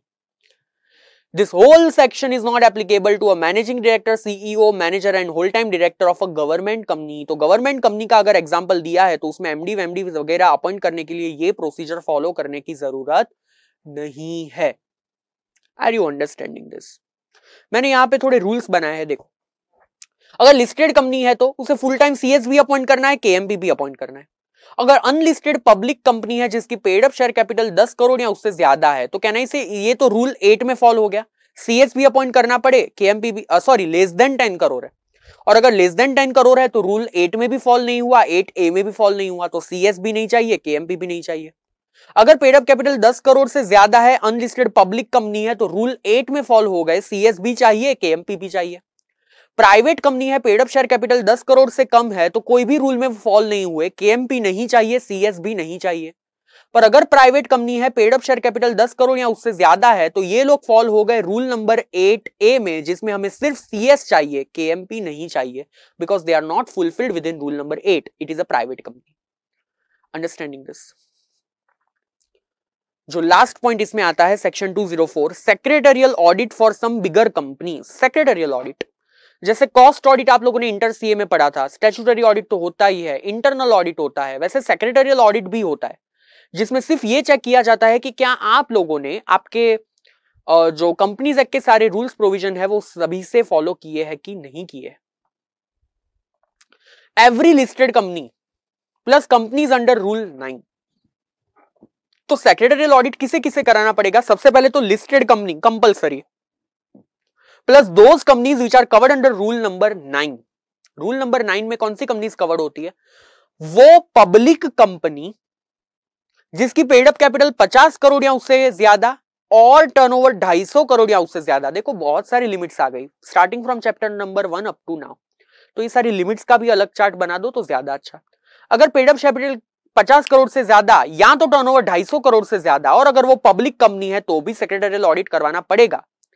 या तो कोई भी कंपनी है, यहां पे एवरी कंपनी को मैंने बोल्ड किया है, यहां पे पब्लिक भी आ गई, प्राइवेट कंपनी भी आ गई। कोई भी कंपनी जिसने लोन लिया है बैंक या पब्लिक फाइनेंशियल इंस्टीट्यूशन के पास से फॉर मोर देन और इक्वल टू 100 करोड़, उसे भी सेक्रेटरियल ऑडिट करवाना पड़ेगा। Along with board report, secretarial board report भी एनेक्स होगा जो CS in practice, full time CS नहीं, सीएस इन प्रैक्टिस चाहिए, फॉर्म नंबर MR3 के अंदर। बोर्ड रिपोर्ट जो होगा वो सारे क्वालिफिकेशन जो होंगे उसका जवाब देगा कि ये क्वालिफिकेशन सीएस ने निकाले और इसके ऑब्जर्वेशन है, ये उसका आंसर है। एनी कॉन्ट्रावेंशन अगर किया गया कंपनी के द्वारा, ऑफिसर के द्वारा, सीएस इन प्रैक्टिस के द्वारा, तो फाइन लग जाएगा maximum up to 2 lakh. So that was each and everything with regards to chapter number 3, appointment and remuneration of managerial personnel. Now friends, without wasting any of your time, let us move to chapter number 4, inspection, inquiry, investigation. सबसे पहले तो आप लोगों के दिमाग में जो एक फिक्स पॉइंट है ना कि पहले 3 चैप्टर बहुत ज्यादा इंपॉर्टेंट, उसके बाद वाले चैप्टर लिस्ट इंपॉर्टेंट, ऐसा नहीं है। आई विल से अभी हर एक चैप्टर को वो लोग इक्वली इंपॉर्टेंस देना चालू कर दी है, नो डाउट। पहले 3 चैप्टर बाकी सारे चैप्टर से ज्यादा इंपॉर्टेंट है, but that does not mean कि चैप्टर नंबर 4 से लेकर लास्ट चैप्टर तक की लिस्ट इंपॉर्टेंट हो गए, नेवर। आप पास्ट पेपर्स में पिछले 1-2 साल के पेपर्स को रिव्यू कर दो, आपको पता चल जाएगा कि चैप्टर नंबर 4, 5 एंड 6 भी अभी इतने ही ज्यादा इंपॉर्टेंट होने लगे। So we are moving to chapter number 4, inspection, inquiry and investigation. Section 206 onwards यहां पे चालू होगा। मैंने ट्राई किया है कि मुझसे बने उतना समराइज मैनर में इस चैप्टर को भी आपके सामने प्रेजेंट करूं ताकि हर एक चीज कवर हो जाए, but in a very simple language. अगर आप मॉड्यूल देखोगे तो इतना सारा लिखा है जिसमें आप माइन्यूट पॉइंटें शायद ऑब्जर्व ही नहीं कर पाओगे। यहां पे वो सारी चीजें आप अच्छे से ऑब्जर्व कर पाओगे। Section 206, power to call for information, inspect books of account, conduct inquiries. ROC या सेंट्रल गवर्नमेंट कब इंस्पेक्शन, इंक्वायरी, इन्वेस्टिगेशन कर सकते हैं? जनरली इंस्पेक्शन के लिए कोई बेस नहीं चाहिए। इंक्वायरी अगर उन्हें बिठानी है तो उसके लिए कुछ 4-5 रीजन उन्होंने दिए हुए वो चाहिए। Investigation is all together a different thing, उसके लिए तो बाद में ही हम लोग चीजें देखते हैं। सेंट्रल गवर्नमेंट सबसे पहले तो ऑर्डर कर सकता है suo motu on its own. किसे ऑर्डर कर सकता है? आरओसी को या किसी भी अदर एजेंसी को, या तो किसी भी पर्टिकुलर इंस्पेक्टर को जो वो अपॉइंट करे, टू मेक इंक्वायरी। वो इंक्वायरी करवा सकते हैं। और ये इंक्वायरी करवाने के लिए कौन ऑर्डर करेगा? Central government. आरओसी भी ये इंस्पेक्शन करवा सकती है on the basis of information received. उसके पास तो फाइनेंशियल स्टेटमेंट, एनुअल रिटर्न्स, हर एक फॉर्म्स आते रहते हैं ना। और scrutiny of the document filed, वो डॉक्यूमेंट पे से या इंफॉर्मेशन जो उसे मिली उसके ऊपर से अगर आरओसी को लगता है तो वो भी इंस्पेक्शन चालू करवा सकते हैं। Power of ROC and inspector, ये जो आरओसी है या जो भी इंस्पेक्टर है जो ये इंस्पेक्शन इंक्वायरी स्टार्ट करवा रहे हैं, उनके पावर क्या क्या रहेंगे? सबसे पहला power, demand information from the company और एम्प्लॉय इन राइटिंग। कंपनी या एम्प्लॉय के पास से राइटिंग में वो इंफॉर्मेशन मंगवा सकते हैं। ऐसा नहीं कि ओरल ही चीजें पूछो, राइटिंग में चीजें मंगवा सकते हो, इंफॉर्मेशन मंगवा सकते हो। पास्ट एम्प्लॉय भी हो सकता है, प्रेजेंट एम्प्लॉय भी हो सकता है, पर अगर पास्ट एम्प्लॉय है तो उसके पीरियड के दौरान की इंफॉर्मेशन ही उसके पास से मंगवा पाओगे। They can inspect the books of account, यानी कि वो बुक्स ऑफ अकाउंट भी मंगवा सकते हैं, इंक्वायरी भी मंगवा सकते हैं। दे कैन ऑर्डर इंक्वायरी, वो इंक्वायरी बिठा सकते हैं। पर इंक्वायरी अगर उन्हें बिठानी है तो दे नीड 4 रीजन। सबसे पहला तो उन्हें डाउट होना चाहिए कि कंपनी में कोई फ्रॉड हो रहा है, या तो कोई ऐसा डाउट होना चाहिए that there is any unlawful activities going on, or a violation of any provision. Violation of any provision उसका भी डाउट होना चाहिए, या तो non redressal of customer grievance. तो ये जो सारी 4 चीजें हैं, अगर उसमें से कोई भी एक चीज हो रही है तो इंक्वायरी बिठा सकते हो। There is a duty to furnish of this employees and company the information which is asked by that principal or the inspector and ROC. तो मैंने जैसे पहले ही बताया, इंस्पेक्शन के लिए कोई ग्राउंड की जरूरत नहीं है, बट अगर इंक्वायरी है तो ये सर्टेन ग्राउंड्स की जरूरत है जो आपको याद रखना है। Fraud, unlawful activity, violation of any provision, non redressal of customer grievance. If company fails to furnish the information which is being asked by that inspector, then penalty will be for the company plus officer in default up to 1 lakh rupees, और अगर continuous वो लोग चीजें नहीं दे रहे तो 500 per day. If no information is furnished or on examination of document ROC is of the opinion that information is inadequate, or from the scrutiny of the document ROC is of the opinion that unsatisfactory state of affairs exist, then it may by another written notice call the company to produce for inspection of further books of accounts, paper etc. जो information उन्होंने मंगवाई वो information आ गई, ROC को लगता है नहीं अभी और इंस्पेक्शन करवाना पड़ेगा, अभी और books of accounts and papers मंगवाने पड़ेंगे, या तो उन्होंने कोई इन्फॉर्मेशन दी नहीं तो अभी वापस इंस्पेक्शन वहां पे जाके चालू करना पड़ेगा। आरओसी बिंदास वो चीज कर सकती है। उसके थोड़े और पावर्स जो है वो दिए गए हैं सेक्शन 207 में। Conduct of inspection and inquiry, यहां पे इन्वेस्टिगेशन अब तक कवर नहीं हुआ है, this is only inspection and inquiry. Inquiry में आपको पता है जनरली क्वेश्चन आंसर्स होते हैं, इंस्पेक्शन में जनरली चीजों को इंस्पेक्ट किया जाता है, बुक्स ऑफ अकाउंट को, डॉक्यूमेंट्स को। तो जनरली क्या होता है रियल लाइफ में, तो इंक्वायरी और इंस्पेक्शन है ना साथ साथ में ही चलते हैं, because basically from inspection of the books of account you need to have some inquiries also. So where register or inspector calls for books of account and other books and paper under 206, it is the duty of every director, officer, employee of the company to produce all such document to the ROC inspector as required. वो लोगों की duty है, वो लोग मना नहीं कर सकते. If they disobey this direction, अगर वो लोग मना करते हैं या तो intentionally कोई चीज सबमिट नहीं कर पाते तो ध्यान से सुनिएगा, imprisonment up to 1 year, fine from 25,000 till 1 lakh. And they will vacate their office and disqualified from holding the office in any other company. उस कंपनी में से तो निकल जाएंगे, दूसरी हर एक कंपनी में से भी उनको कंपलसरी अपनी ऑफिस वैकेट कर देनी पड़ेगी. दूसरा, ये जो इंस्पेक्टर या आरओसी है उनके पावर्स कौन से रहेंगे. जनरली ये सारे पावर्स जो है सिविल प्रोसीजर के पावर है जो रहते ही है. Make copies of books of account और पेपर, वो लोग उसकी एक्सट्रैक्ट करवा सकते हैं। Place any mark of identification in the books, जो बुक्स उन्होंने इंस्पेक्ट की वहां पे अपना कोई स्टैंप या ऐसा कुछ लगा सकते हैं ताकि बाद में बुक्स चेंज ना हो जाए। Power of code of civil procedure 1908 भी रहता है। Discovery and production of books of account, वो कभी भी बुक्स ऑफ अकाउंट मंगवा सकते हैं। Summoning and enforcing attendance of any person, किसी भी पर्सन को अपनी ऑफिस में प्रेजेंट होने का इंडिकेशन दे सकते हैं, समन दे सकते हैं, नोटिस नहीं, समन। एग्जामिनेशन ऑन ओथ, वो लोग ऑन ओथ एग्जामिनेशन करवा सकते हैं which is valid in the eyes of law. Inspection of books of account, वो तो करवा ही सकते हैं डेफिनेटली। तो ये सारे पावर्स रहते हैं ड्यूरिंग इंस्पेक्शन एंड इंक्वायरी। फिर आता है बहुत ही इंपॉर्टेंट सेक्शन जिसपे से I don't know why they have so much love and affection for this section. उन्होंने ढेर सारे क्वेश्चन यहां से पूछे हुए। Section 208, report on inspection made. ROC and inspection, sorry, it's my mistake, not on based on this section, it is the next section from on which they have asked so many questions. ROC and inspector after inspection of any books of account or inquiry under section 206, जो 206 में उन्होंने information मंगवाई वो, and other books and paper जो वो लोग 207 में मंगवाते हैं वो, उसको चेक करने के बाद ROC एंड इंस्पेक्टर को एक रिपोर्ट भी तो बनाना पड़े। ऐसे ही थोड़ी इंस्पेक्शन इंक्वायरी स्टार्ट किया, कोई रिपोर्ट तो बनाओ, कोई कंक्लूजन तो उसमें से होना चाहिए। They will submit a report in writing to the central government with a document and such report will include the recommendation of further investigation if required. अगर उनको लगता है कि ये स्मॉल इंस्पेक्शन इंक्वायरी से बात नहीं बनेगी, इन्वेस्टिगेशन करना पड़ेगा, हमें सही में फाइंड आउट करना पड़ेगा फ्रॉड हो रहा है कि नहीं, अनलॉफुल एक्टिविटी हो रही है कि नहीं, तो वो लोग सीजी को रिक्वेस्ट करेंगे कि इन्वेस्टिगेशन स्टार्ट करवाओ। फाइनल डिसीजन तो ऑब्वियसली सेंट्रल गवर्नमेंट का ही रहेगा।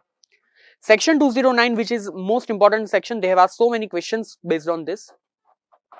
अगर ROC या इंस्पेक्टर को कभी भी इंस्पेक्शन चल रहा है कि नहीं, इंक्वायरी चल रही है कि नहीं, पर अगर उनको लगता है, if they are of the opinion that company के कोई भी books and papers are likely to be destroyed, mutilated, altered, falsified, secreted, चोरी होने वाले है वो, डिस्ट्रॉय करने वाले वो लोग, छुपाने वाले है, which is related to company or their auditor or their secretarial practices director वगैरह, then what ROC and inspector can do? First they have to take a approval of special court. ये special court क्या होती है? ROC के मामलों को deal करने के लिए वो लोग जनरल कोर्ट को या जनरल NCLT को डिस्टर्ब नहीं करते। छोटे छोटे मामलों के लिए उन्होंने एक अलग स्पेशल कोर्ट बनाई हुई है जहां पे रूटीन के सारे मामले दर्ज होते हैं, सारी हियरिंग्स वहां पे होती है। इसका एक अलग चैप्टर है, वहां पे मैं सिखाऊंगा। स्पेशल कोर्ट की पहले अप्रूवल ले लो and after taking that special court approval you can enter into that premise, you can search that premise and you can seize the books and papers. Company को चाहिए तो उसके एक्सट्रैक्ट निकलवा सकते हैं उनकी खुद की कॉस्ट पे, गवर्नमेंट कॉस्ट नहीं करेगी, वैसे भी कहां करती है। Such seized documents is to be return on or before 180 days. Maximum कितने टाइम के लिए आप रख सकते हो अपने पास? 180 दिन। तो 180 दिन के बाद भी अगर आपके पास रखने हैं तो 180 दिन के बाद वापस लौटा दो, then you can call it further in writing. Before returning ROC और इंस्पेक्टर मे टेक कॉपीज। ये 180 दिन के एंड पे जब रिटर्न कर रहे हो तब ROC और इंस्पेक्टर खुद भी इसकी कॉपीज ले सकता है और ओरिजिनल बुक्स पे आइडेंटिफिकेशन मार्क्स अपने रख सकता है ताकि ये चीज वापस रिप्लेस ना हो जाए।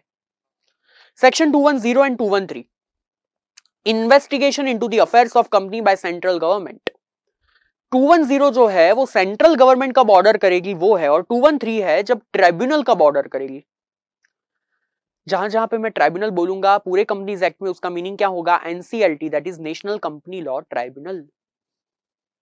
Central government may appoint one or more persons as inspector to investigate into the affairs of the company and to report to central government. पर सेंट्रल गवर्नमेंट को किस किस चीजों के ऊपर से ऐसा लगेगा कि इन्वेस्टिगेशन का ऑर्डर करने जैसा है? सबसे पहला, from the report submitted by ROC और इंस्पेक्टर अंडर 208, वो लोग भी अपना रिकमेंडेशन दे रहे हैं ना, हमने अभी भी देखा था। इसके ऊपर से सेंट्रल गवर्नमेंट अगर चाहे तो इट मे ऑर्डर, कंपल्सरी नहीं है, इट मे ऑर्डर। दूसरा, on intimation given to the central government after special resolution pass by the company. Company अगर चाहे तो एक स्पेशल रिजोल्यूशन पास करवा सकती है, अपने शेयर होल्डर से एक स्पेशल रिजोल्यूशन पास करवाएंगे। अगर शेयर होल्डर को लगता है कि कंपनी का इन्वेस्टिगेशन होना चाहिए तो वो लोग क्या करेंगे? स्पेशल रिजोल्यूशन पास करवा के सेंट्रल गवर्नमेंट को इंटीमेट करेंगे। याद रखना, स्पेशल रिजोल्यूशन अगर पास नहीं हुआ तो सेंट्रल गवर्नमेंट के पास नहीं जा पाओगे। फिर एक और रास्ता है ट्राइब्यूनल के पास जाने का, जो बताता हूं। अगर स्पेशल रिजोल्यूशन पास हो गया तो आप सेंट्रल गवर्नमेंट को सिर्फ रिक्वेस्ट कर सकते हो, इट इज नॉट कंपल्सरी। अगर सेंट्रल गवर्नमेंट चाहे तो ऑर्डर पास करेगी, may. If central government suo motu feels that it is in public interest, तो भी सेंट्रल गवर्नमेंट इन्वेस्टिगेशन स्टार्ट करवा सकती है। Last, order passed by court or tribunal, कोई कोर्ट या ट्राइब्यूनल सेंट्रल गवर्नमेंट को ऑर्डर पास कर रहा है कि प्लीज स्टार्ट इन्वेस्टिगेशन, ऑप्शनल नहीं है, सेंट्रल गवर्नमेंट को कंपलसरी है उस चीज को फॉलो करना, must. Last, members, share holders मान लो स्पेशल रिजोल्यूशन पास नहीं करवा पाए या तो करवा दिया पर उन्हें लगता है कि सेंट्रल गवर्नमेंट तो शायद इन्वेस्टिगेशन स्टार्ट करवाएगी, हमें तो ये करवाना ही है, तो वो लोग क्या कर सकते हैं, ट्राइब्यूनल के पास जा सकते हैं, सेक्शन 213, और ट्राइब्यूनल को वो लोग रिक्वेस्ट करेंगे कि please order to the central government that we need a investigation, और ट्राइब्यूनल अगर ऑर्डर करती है तो it is compulsory for central government to start the investigation. सवाल आता है ट्राइब्यूनल के पास क्या एक दो शेयर होल्डर जा पाएंगे? नहीं, पूरा बंच जाना चाहिए, पूरा ग्रुप जाना चाहिए। तो ये सेंट्रल गवर्नमेंट के पास जाने के लिए minimum required number of members कितने होने चाहिए? ये मिनिमम रिक्वायर्ड नंबर्स जो है जो ट्राइब्यूनल को अप्लाई कर पाएंगे that is given in section 213। तो 213 में कितने मिनिमम मेंबर चाहिए ट्राइब्यूनल को अप्लाई करने के लिए? ध्यान रखो, सेंट्रल गवर्नमेंट के पास सीधा जाना है तो स्पेशल रिजोल्यूशन, ट्राइब्यूनल के पास जाना है तो सेक्शन 213। अगर कंपनी है विथ शेयर कैपिटल, यानी गारंटी वाली कंपनी नहीं है, शेयर कैपिटल वाली कंपनी है, तो नॉट लेस देन 100 मेंबर्स और not than 10% of voting, whichever is lower. मान लो कंपनी में 50 मेंबर्स मिलके उनके पास तकरीबन 11% शेयर होल्डिंग है, तो सिर्फ 50 मेंबर भी ट्रिब्यूनल में अप्लाई कर सकते हैं। पर मान लो 11% या 10% से ज्यादा जो है वो टोटल 110 लोगों के पास है, पर फिर भी 100 लोग जाए तो भी it will be valid only, यानी कि 100 मेंबर्स और not less then 10% of voting, whichever is lower. And second, if company is not having share capital, company without share capital, guarantee वाली कंपनी है, तो टोटल नंबर ऑफ मेंबर्स जो होते हैं उसके एटलीस्ट 20% मेंबर्स अगर tribunal में जाते हैं तो 1/5। अगर इतने लोग ट्राइब्यूनल में जाते हैं तो ट्राइब्यूनल सीधा सेंट्रल गवर्नमेंट को थोड़ी ऑर्डर करेगी कि हाँ भाई इन्वेस्टिगेशन स्टार्ट कर दो, नहीं, ट्राइब्यूनल पहले चेक करेगी कि क्या सच में इन्वेस्टिगेशन की जरूरत है कि नहीं है। If tribunal is satisfied that business is conducted to defraud the creditors or in manner which is oppressive to its member, company business ही ऐसा कर रही है कि क्रेडिटर को झोल में डाल दे, यहां तो ऑपरेसिव इन द मैटर है, माइनॉरिटी शेयर होल्डर को ऑपरेसिव तौर पे वो ट्रीट कर रहे हैं, सिर्फ मेजॉरिटी शेयर होल्डर का देखा जा रहा है, और management is guilty of fraud misconduct towards the member, कोई फ्रॉड या मिसकंडक्ट हुआ है, और members of company is not given all the information related to calculation of commission payable to such managerial personnel. Calculation कैसे किया, 198 का profit कैसे calculate किया, ये सारी वर्किंग ही नहीं दे रही है कंपनी। और अगर ट्रिब्यूनल को लगता है कि हाँ भैया ये सारे आरोप सही है, तो after opportunity of being heard it will order to the central government to start the investigation. ये अपॉर्चुनिटी ऑफ बीइंग हर्ड किसे दिया जाएगा? कंपनी को, डायरेक्टर्स को। इफ आफ्टर इन्वेस्टिगेशन कंपनी और ऑफिसर इज फाउंड गिल्टी, तो सीधा उन पे लग जाएगा section 447 penalty for the fraud. बहुत बड़ी पेनल्टी है, देखेंगे। पर याद रखो 210 में भी अगर आप लोग सेंट्रल गवर्नमेंट के पास जाते हो अप्लाई करने के लिए बाय स्पेशल रिजोल्यूशन, और अगर 213 में ट्राइब्यूनल के पास जा रहे हो विद मिनिमम नंबर, ऐसा भी तो हो सकता है कि आपका इंटेंशन गलत है, तो आपके वजह से गवर्नमेंट का खामखा कॉस्ट हो जाएगा ना ये सारी प्रोसीडिंग करने का।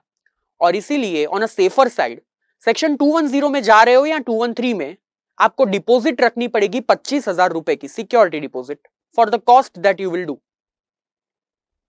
ये 25,000 रुपए की डिपॉजिट आपको रखनी पड़ेगी। मान लो इन्वेस्टिगेशन के बाद ऐसा प्रूव होता है कि नहीं आप लोग सही थे, तो प्रोसिक्यूशन अगर बाद में स्टार्ट हो जाता है तो आपने ये जो डिपॉजिट रखी उसकी अमाउंट आपको रिफंड हो जाएगी, you will get it back.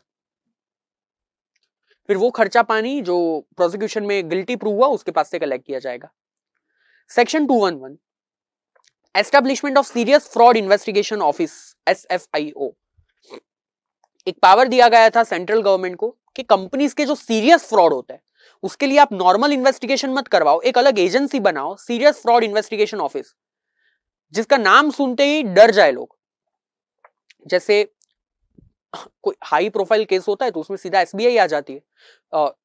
उसी तरीके से अगर कोई हाई प्रोफाइल फ्रॉड का केस होता है तो कंपनी के केस में सीधा कौन आ जाएगा? SFIO। जैसे CBI होती है वैसे ही SFIO, पर SFIO सिर्फ for the matters related to companies. तो सेंट्रल गवर्नमेंट ने भी एक नोटिफिकेशन पास करके ऑलरेडी एक ऐसी एजेंसी बना दी है by using the power of section 211, जिसे हम बुलाते हैं SFIO, serious fraud investigation officer. Section 212 बोलता है investigation into affairs of company by SFIO. To be very frank, central government को अगर लगता है कि नहीं ये इन्वेस्टिगेशन इतना बड़ा हाई प्रोफाइल नहीं है, तो वो नॉर्मल इंस्पेक्टर को ही इन्वेस्टिगेशन करने का ऑर्डर दे देगी। पर अगर उनको लगता है कि नहीं, this investigation is a big investigation जहां पे कंपनी में हाई प्रोफाइल लोग जुड़े हुए हैं, तो फिर सेंट्रल गवर्नमेंट ऑर्डर करेगी स्पेशल फ्रॉड इन्वेस्टिगेशन ऑफिसर को कि जाओ और इन्वेस्टिगेशन स्टार्ट करो। ध्यान में रखना, जब एसएफआईओ पिक्चर में आता है तो जितनी बाकी की एजेंसी ये सारे इन्वेस्टिगेशन कर रही थी वो सारी हट जाएगी और सिर्फ एक ही एजेंसी काम करेगी, एसएफआईओ। एसएफआईओ के पास अल्टीमेट पावर है, किसी को अरेस्ट करने के पावर भी वहां पे दिए गए। सो इफ सेंट्रल गवर्नमेंट, अच्छा हाँ, और एसएफआईओ अरेस्ट कर सकती है even without arrest warrant also. इकलौता पावर जो पूरे कंपनीज एक्ट में दिया गया है विदाउट अरेस्ट वारंट किसी को भी अरेस्ट करने का, दैट इज विथ एसएफआईओ। बाकी कंपनीज एक्ट के हर एक अरेस्ट के दौरान कंपलसरी पुलिस वारंट चाहिए ही चाहिए। So on receipt of report under 208 or intimation by the company through special resolution, or if it is a public interest or a request from any other department of central government or state government, अगर central government को सही लगता है तो central government is of the opinion that investigation should be done by SFIO, then it will assign the work to SFIO, which will designate such number of inspector. अगर SFIO picture में आ गई तो क्या, no other agency will interfere. Plus, the pending cases will be withdrawn and it will be continued by SFIO. एक ही party काम करेगी, SFIO. Power कितने, SFIO के पास सारे पावर है सिविल कोर्ट जैसे। Plus it can arrest the person, हाँ, पर बेल के विदाउट, अरेस्ट वारंट के विदाउट अरेस्ट कर रहे हैं, इसीलिए उनको कंपलसरी 24 घंटों के अंदर अंदर मैजिस्ट्रेट के सामने लाना पड़े, प्रोड्यूस करना पड़े।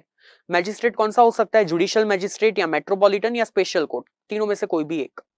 जुडिशियल मैजिस्ट्रेट जनरली बड़ा रहता है, मेट्रोपॉलिटन छोटा रहता है, बट इट इज ओके। कोई भी मैजिस्ट्रेट के सामने आप इसे प्रोड्यूस कर सकते हो विद इन 24 आवर्स। पर ये 24 आवर्स में जो आने जाने का टाइम है वो इंक्लूड नहीं करने का, it includes exclude the time to take the person from the place from which it was arrested till magistrate, वो टाइम एक्सक्लूड करके बाकी का नेट 24 घंटा रहना चाहिए। लास्ट, इसका जो कॉग्निजेंस है वो कहां पे होगा, prosecution will be done in special court. इसका जो केस होगा वो स्पेशल कोर्ट में चलाया जाएगा, पर special court will take cognizance. Special court suo motu इसका कॉग्निजेंस नहीं ले सकता, कंपलसरी किसी को कंप्लेन करनी पड़े तभी जाके 212 सबसेक्शन 6 के अंदर केस चलेगा। ये 212 सबसेक्शन 6 के अंदर केस तभी चलेगा जब स्पेशल कोर्ट में कॉग्निजेंस किसने फाइल किया है, एसएफआईओ के डायरेक्टर ने, या तो the person which is appointed by central government. In writing ये कंप्लेंट फाइल करनी है, इन राइटिंग कॉग्निजेंस देना है, अदरवाइज ये कॉग्निजेंस नहीं हो सकता। क्या बेल मिल सकता है, याद रखो एसएफआईओ में अरेस्ट वारंट की जरूरत नहीं है। जनरली जहां जहां पे अरेस्ट वारंट की जरूरत नहीं होती वो सीरियस नेचर का क्राइम होता है। ये जो सीरियस नेचर का क्राइम होता है ना, उसे हम कॉग्निजेबल बोलते हैं, कॉग्निजेंस, कॉग्निजेबल ऑफेंस। और ये कॉग्निजेबल ऑफेंस जनरली होते हैं नॉन बेलेबल। ये नॉन बेलेबल ऑफेंस, पीएमएलए के अंदर जो ऑफेंस होते हैं ना वो भी नॉन बेलेबल होते हैं। कंपनीज एक्ट का सिर्फ एक ही ऑफेंस है नॉन बेलेबल, दैट इज 212। बाकी के हर एक ऑफेंस बेलेबल है, जिसपे आप पर्सनल गारंटी से या बॉन्ड पे भी बाहर निकलवा सकते हो। पर नॉन बेलेबल ऑफेंस में कंपलसरी बेल नहीं ही मिलेगी ऐसा नहीं होता। ड्यूरिंग द हियरिंग जनरली उनको कस्टडी में ही रखा जाता है, पर फिर भी बेल मिल सकती है। कब बेल मिल सकती है, only for public prosecutor has been given opportunity of being heard, और वो प्रूव करता है कि ये बंदा जब बाहर रहेगा तो दूसरा कोई क्राइम नहीं करेगा, डोंट वरी अबाउट इट। यहां तो बेल तभी भी मिल सकती है जब वो बंदा लेस देन 16 ईयर्स है, जुवेनाइल है, और शी इज अ वुमन और सिक है या इन्फर्म है, तो जाके उन्हें बेल मिल सकती है। अदरवाइज पर्सनल गारंटी पे या तो बॉन्ड पे बेल नहीं मिल सकता। SFIO will submit interim reports to government, quarterly or monthly or so, and on the completion of the entire investigation it will also give a final report to central government कि भाई finally हमने क्या decide किया। If any person seeks the report, then it may apply to special court. अगर किसी को भी ये रिपोर्ट चाहिए तो ऐसे ही नहीं मिल पाएगा, स्पेशल कोर्ट में एप्लीकेशन करनी पड़ेगी और स्पेशल कोर्ट इसे अलाउ करेगा देने के लिए। Central government can direct the special fraud investigation officer after referring the report to initiate prosecution. अगर सेंट्रल गवर्नमेंट को लगता है कि यार ये तो बहुत बड़ा इन्वेस्टिगेशन है, अरेस्ट करवाने की प्रोसीजर चालू कर दो, प्रोसिक्यूशन स्टार्ट कर दो अगेंस्ट द कंपनी, यानी कि डायरेक्टर, ऑफिसर और employee. During this company can be asked to pay the damages, जितने भी डैमेज हुए वो रीपे करने के लिए। प्लस क्रिमिनल प्रोसिक्यूशन चालू हो सकता है, एंड इवन अगर बहुत बड़ा फ्रॉड हो चुका है तो कंपनी का वाइंडिंग अप भी चालू हो सकता है। During investigation, everybody has to cooperate. Every employee officer has to cooperate. SFIO can search and seize the books of account and document. यहां पे जो search and seize है उसमें याद रखो आपको स्पेशल कोर्ट की अप्रूवल की जरूरत नहीं है क्योंकि ये SFIO है. नॉर्मल आरओसी या इंस्पेक्टर होता तो स्पेशल कोर्ट की अप्रूवल लगती. यहां पे स्पेशल कोर्ट की अप्रूवल नहीं चाहिए. You can anyway search and seize the books of account and paper. पर ये सर्च या सीज कर सकते हो मैक्सिमम 180 डेज. 180 दिन के बाद वापस लौटाना पड़े. अगर फिर वापस चाहिए तो राइटिंग में वापस मंगवा सकते हो. ये वापस लौटाने से पहले वो तो नॉर्मल है. Extract copies and place identification marks. During the proceedings of this particular investigation, जितनी भी गवर्नमेंट एजेंसीज है, it will share the information to SFIO and even SFIO will share the information to this government agency. इनके powers जो है वो section 217 में भी दिए गए हैं.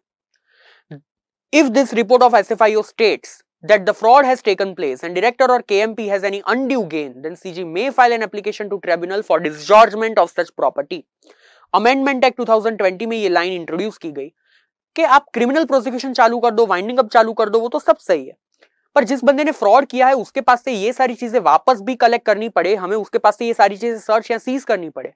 SFIO को पावर है सर्च या सीज करने के so far as company is concerned, not so far as that employee or director is concerned. उसके लिए ट्राइब्यूनल की अप्रूवल लेनी पड़े और अगर ट्राइब्यूनल अप्रूव करता है तो आप डिसजॉर्जमेंट कर सकते हो. ये एक्ट में अभी उन लोगों ने डाल दिया. सेक्शन 215 क्या बोलता है? जब भी हम बात करते हैं किसी इंस्पेक्टर की इन्वेस्टिगेशन करने के लिए वगैरह, तो ये जो इंस्पेक्टर होता है वो सिर्फ इंडिविजुअल होना चाहिए. It can never be a partnership firm, it can never be a body corporate, it can never be a association. It has to be only and only what? Individual. Section 216. देखो अब ये जो investigation है वो बहुत सारे type के investigation हो सकते हैं. सबसे पहले तो नॉर्मल इन्वेस्टिगेशन आ गया 210. दूसरा आ गया SFIO 212. फिर आता है ओनरशिप. कई बार ऐसा होता है, आप लोगों ने ना मूवी देखी होगी, बहुत सारी बाजार मूवी भी देखी होगी, जहां पे लोग क्या करते हैं पता है, खुद पर्दे के पीछे रहते गेम खेलते हैं. लोगों के पास से शेयर परचेज करवाते हैं, बेचते हैं, परचेज करवाते हैं, बेचते हैं, कंपनी के शेयर प्राइस को पिक पे लेके जाते हैं और फिर खुद कंपनी में से निकल के लोगों को नुकसान दे देते हैं. लोगों का पैसा आपके पास आ गया, ये एक तो बहुत ही व्हाइट कॉलर क्राइम हो गया. जनरली सेबी होती है इन सारी चीजों के लिए, पर कंपनीज एक्ट में भी तो इन चीज का प्रोविजन होना चाहिए और इसलिए सेक्शन 216 इज देयर. कंपनी में ये फ्रॉड हुआ, पर ये फ्रॉड किसी बाहर वाले इंसान ने किया जो सही में कंपनी का ओनर था, बस ऑन पेपर नहीं था. तो इन्वेस्टिगेशन करवाओ, who was the true owner of the company, who has done all this things, ताकि हम लोग इसके पास से वैसा वापस ले सके. तो इसके पावर इन्वेस्टिगेशन के दिए गए हैं सेक्शन 216 में. ये स्पेसिफिक इन्वेस्टिगेशन हो गया, स्पेसिफिक पर्पस का इन्वेस्टिगेशन हो गया. Central government may appoint one or more inspector for investigation and report on the matters relating to company and its member for determining the true person who are or have been financially interested in the success or failure of the company, or who are or have been able to control the policy of the company, or who are the beneficial owner. Company की policies को कौन control कर रहा था, beneficial owner कौन है, financially interested कौन है, ये सारी चीजें डिटरमाइन यहां से होगी. CG also has the power to appoint if tribunal in the course of proceedings order to investigate in this manner. अगर ट्राइब्यूनल खुद ही ऐसा ऑर्डर दे दिया है सेंट्रल गवर्नमेंट को कि हमें तो 216 के अंदर इन्वेस्टिगेशन चाहिए, तो सेंट्रल गवर्नमेंट को कंपलसरी करवाना ही पड़ेगा. अगर ये सब होता है तो while appointing the inspector, CG may define the scope of investigation. For example period or only related to shares etcetera. तो यहाँ पे एक स्कोप तय किया जाता है कि बाकी सारी मैटर को टच मत करना, मैं जिस मैटर के लिए आपको इन्वेस्टिगेशन करवाने का बोल रहा हूं सिर्फ उतनी चीजों का इन्वेस्टिगेशन करना.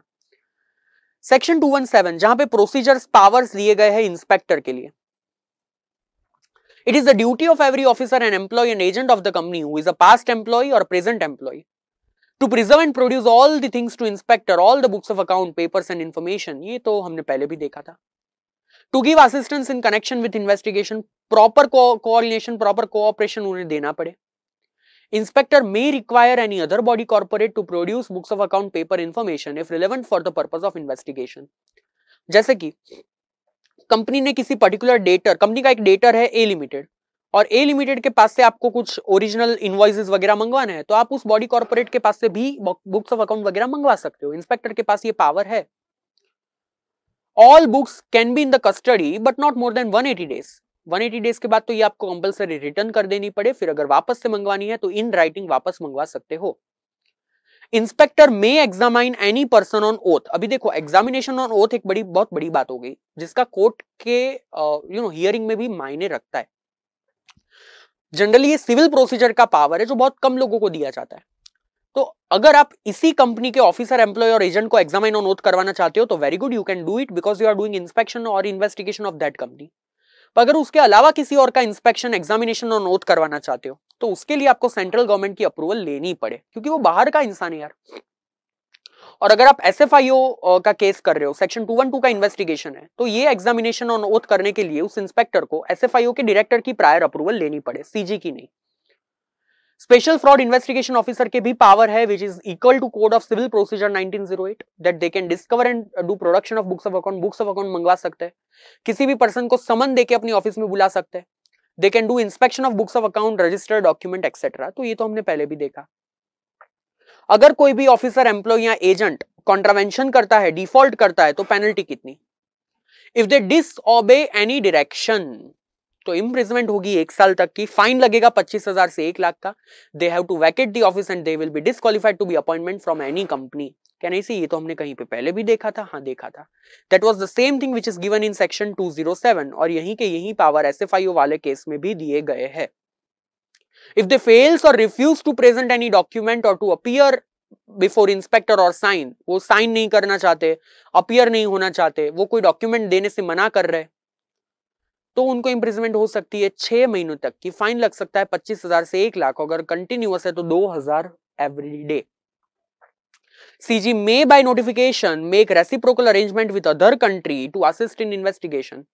दूसरी कंट्री में इसके कोई तार जुड़े हुए हैं तो सेंट्रल गवर्नमेंट दूसरी कंट्री के साथ नोटिफिकेशन से ऐसा अग्रीमेंट कर सकती है कि यहां की किसी एजेंसी को अगर आपकी किसी एजेंट के पास से डॉक्यूमेंट मंगवाने पड़े देन प्लीज अलाउ देम।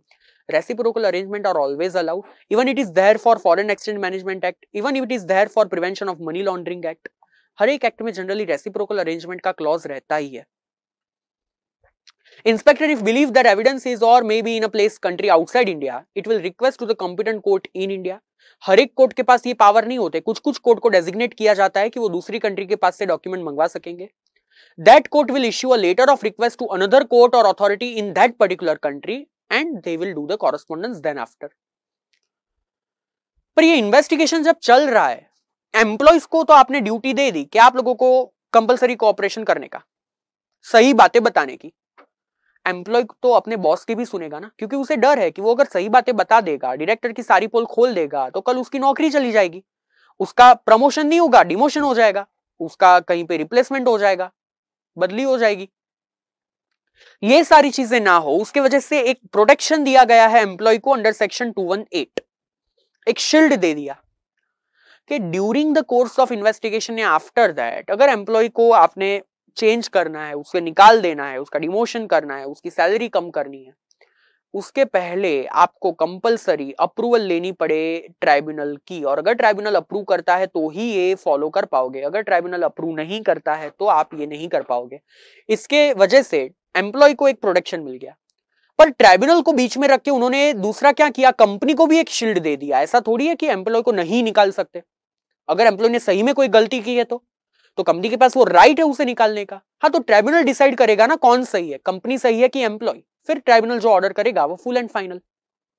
क्या लिखा है, if during the course of any investigation under section 210, 212, 213, 219, 216 central government का इन्वेस्टिगेशन है या एसएफआईओ का इन्वेस्टिगेशन है, ट्राइब्यूनल ने ऑर्डर करवाया है, ओनरशिप का इन्वेस्टिगेशन है या दूसरा कोई असेट रिलेटेड इन्वेस्टिगेशन है, दूसरी किसी कंपनी का इन्वेस्टिगेशन है, and during pendency of any proceeding against any person concern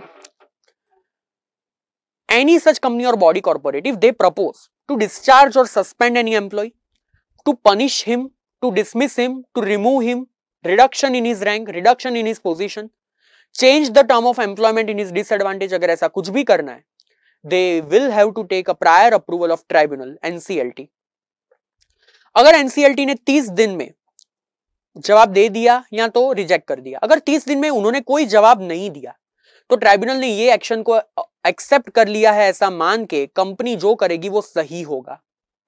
अगर ट्राइब्यूनल 30 दिन के अंदर अंदर या तो एक्सेप्ट करेगा या तो रिजेक्ट करेगा। अगर एक्सेप्ट कर दिया यानी कंपनी जीत गई, तो जो एम्प्लॉय डिससेटिस्फाइड हो जाएगा वो 30 दिन के अंदर अंदर अपील कर सकता है एपेलेट ट्राइब्यूनल को, NCLAT, और NCLAT का डिसीजन जो भी होगा वो फुल एंड फाइनल होगा। मान लो 30 दिन के अंदर अंदर ट्राइब्यूनल ने जवाब दिया बट ऑब्जेक्शन रेज किया कि ये तो नहीं हो सकता, यानी कि एम्प्लॉय का साथ दे दिया, तो कंपनी 30 दिन के अंदर अंदर जा सकती है NCLAT में, अपील कर सकती है और NCLAT का ऑर्डर फाइनल होगा, फिर सुप्रीम कोर्ट में नहीं जा सकते आप लोग। So that is the overall protection given to the employee during investigations under section 218. 219 एक लास्ट टाइप का investigation, power of inspector to conduct investigation into affairs of related companies. मैं ए लिमिटेड का इंस्पेक्शन कर रहा हूं, during the inspection और investigation of A limited I find that इसकी holding company जो बी लिमिटेड है उसका भी इन्वेस्टिगेशन करना पड़ेगा, उससे साथ इसका इन्वेस्टिगेशन जुड़ा है। या तो मान लो ए लिमिटेड का एक मैनेजर था जिसने मिस्टर ए पहले था, वो दूसरी एक कंपनी थी सी लिमिटेड, उसका भी मैनेजमेंट संभालता था, और हमें लगता है कि ये फ्रॉड मिस्टर ए ने करवाया और इसे करने के लिए उसने अपनी दूसरी सी लिमिटेड का सहारा लिया था, तो हम ये सी लिमिटेड का भी तो इन्वेस्टिगेशन कर सकते हैं। तो during this investigation if we are required to do the investigation of any other company of any other body corporate, तो उसके पावर भी दिए गए हैं under section 219। So while investigating under section 210, 212 और 213, यहाँ पे 216 का रेफरेंस नहीं है, ओनरशिप वाला रेफरेंस यहाँ पे नहीं है।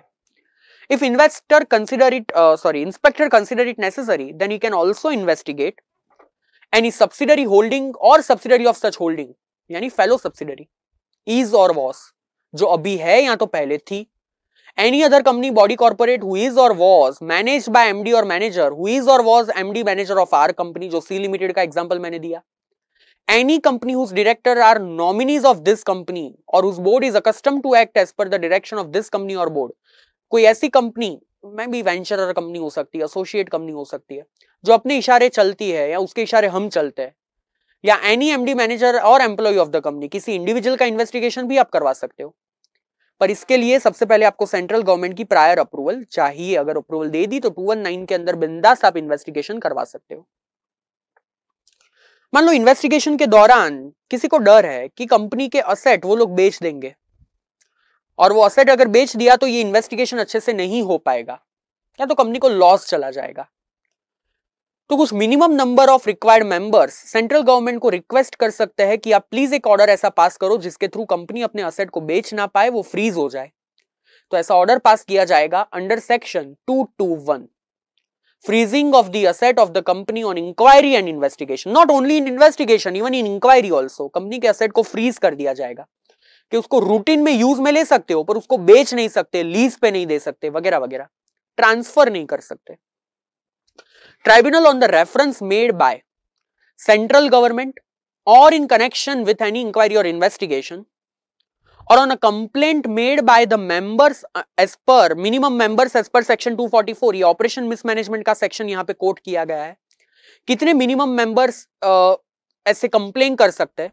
अगर कंपनी के पास शेयर कैपिटल है तो 100 मेंबर्स, या तो टोटल नंबर ऑफ मेंबर्स के 1/10, या तो टोटल इश्यूड शेयर कैपिटल का 1/10, पेड अप नहीं, इश्यूड शेयर कैपिटल, उतने मेंबर्स, या तो अगर कंपनी के पास शेयर कैपिटल नहीं है तो एटलीस्ट 20% ऑफ टोटल मेंबर ये कंप्लेंट बुक कर सकते हैं, या तो क्रेडिटर्स भी ऐसी कंप्लेंट बुक कर सकते हैं जिनकी आउटस्टैंडिंग अमाउंट क्यूमुलेटिवली 1 लाख या उससे ज्यादा है।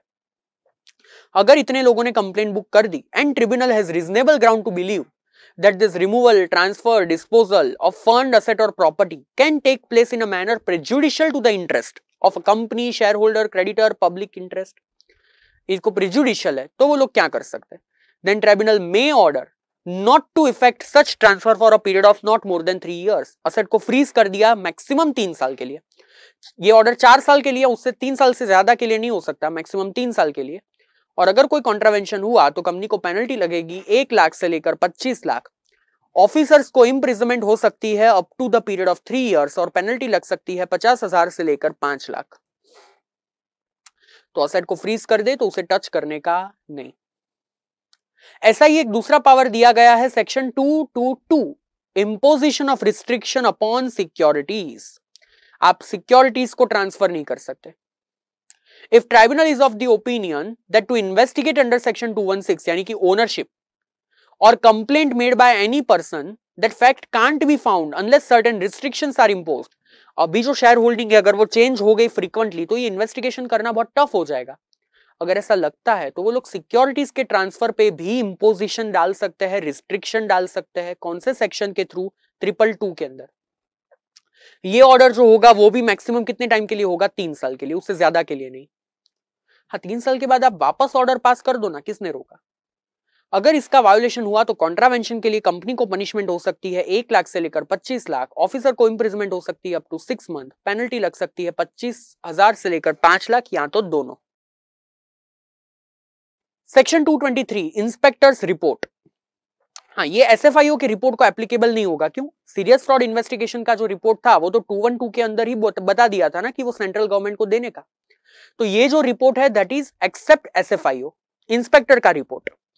Every inspector will give interim and final report to central government, which will be in writing. It will be printed. It will be copy to any person. अगर किसी को भी ये कॉपी चाहिए तो एप्लीकेशन करना पड़े सेंट्रल गवर्नमेंट को, याद रखना। एसएफआईओ की रिपोर्ट की कॉपी चाहिए तो स्पेशल कोर्ट को रिक्वेस्ट करनी थी, बाकी सारी रिपोर्ट के लिए सेंट्रल गवर्नमेंट को रिक्वेस्ट भेजनी है। Report under this section to be authenticated by seal of the company on which affairs are invested, यानी उस कंपनी का कॉमन सील उस पे होना चाहिए, या तो जिसके पास इस रिपोर्ट की कस्टडी है वो पब्लिक ऑफिसर का एक सर्टिफिकेट होना चाहिए ताकि पता चले कि ये कब किसने इश्यू किया था, वगैरह वगैरह। Action to be taken in pursuance of inspector's report. एक बार ये रिपोर्ट आ जाता है उसके बाद या तो कोई बंदा गिल्टी होगा या तो कोई बंदा गिल्टी नहीं होगा। अगर गिल्टी होता है तो 224 के अंदर उसके सामने क्रिमिनल लायबिलिटी चालू हो सकती है, सीजी प्रोसिक्यूशन स्टार्ट करवा देगा। CG can also file a petition for winding up, application for wound up, petition file कर सकते हैं, और बोथ अंडर सेक्शन 241, यानी कि पिटिशन फाइल हो सकती है under section 241 operation and mismanagement की ट्रिब्यूनल को, या वाइंडिंग अप चालू हो सकता है, या तो ऑपरेशन एंड मिसमैनेजमेंट का ऑर्डर पास करवा के वाइंडिंग अप की प्रोसीजर स्टार्ट करवा दो। एंड फ्रॉड हुआ है तो डैमेजेस का रिकवरी भी करवाना पड़ेगा उस बंदे के पास से जिसने ये सारे फ्रॉड किए हैं। Central government shall be indemnified for any cost by such company. कोई भी कंपनी है उसके लिए सेंट्रल गवर्नमेंट ने जितने कॉस्ट किए थे वो सारे कॉस्ट कौन इंडेमनिफाइड करके देगा? Company. If by any fraud any property or cash was taken over by KMP or director then central government will disgorge such property, cash etcetera. अगर उनके पास गलती से ये चीज चली गई थी, फ्रॉड की वजह से ये चीज चली गई थी, वो सारी चीजें वापस रिकलेक्ट करवा देगी, डिसजॉर्ज करवा देगी। Following event shall not stop और सस्पेंड द इन्वेस्टिगेशन। 226 क्या बोलता है? कोई भी शील्ड नहीं है। इन्वेस्टिगेशन स्टार्ट करवाने के लिए आप कोई भी बेस नहीं ले सकते कि यार यहाँ पे तो 241 यानी कि ऑपरेशन एंड मिसमैनेजमेंट की कार्यवाही चल रही है तो आप प्लीज इन्वेस्टिगेशन स्टार्ट मत करवाओ। यहाँ पे तो वाइंडिंग अप की प्रोसीजर स्टार्ट हो गई है तो आप इन्वेस्टिगेशन स्टार्ट मत करवाओ। कोई ऐसी चीज नहीं चलेगी। Application under 241 relief for operation, या तो company pass special resolution for winding up, या तो proceedings of winding up pending before tribunal. ये कोई भी चीज इन्वेस्टिगेशन की प्रोसीडिंग्स को स्टॉप नहीं करवा सकती, प्रोसीडिंग्स तो चालू ही रहेगा। So that was everything from the chapter Inspection, Inquiry and Investigation. Thank you so much.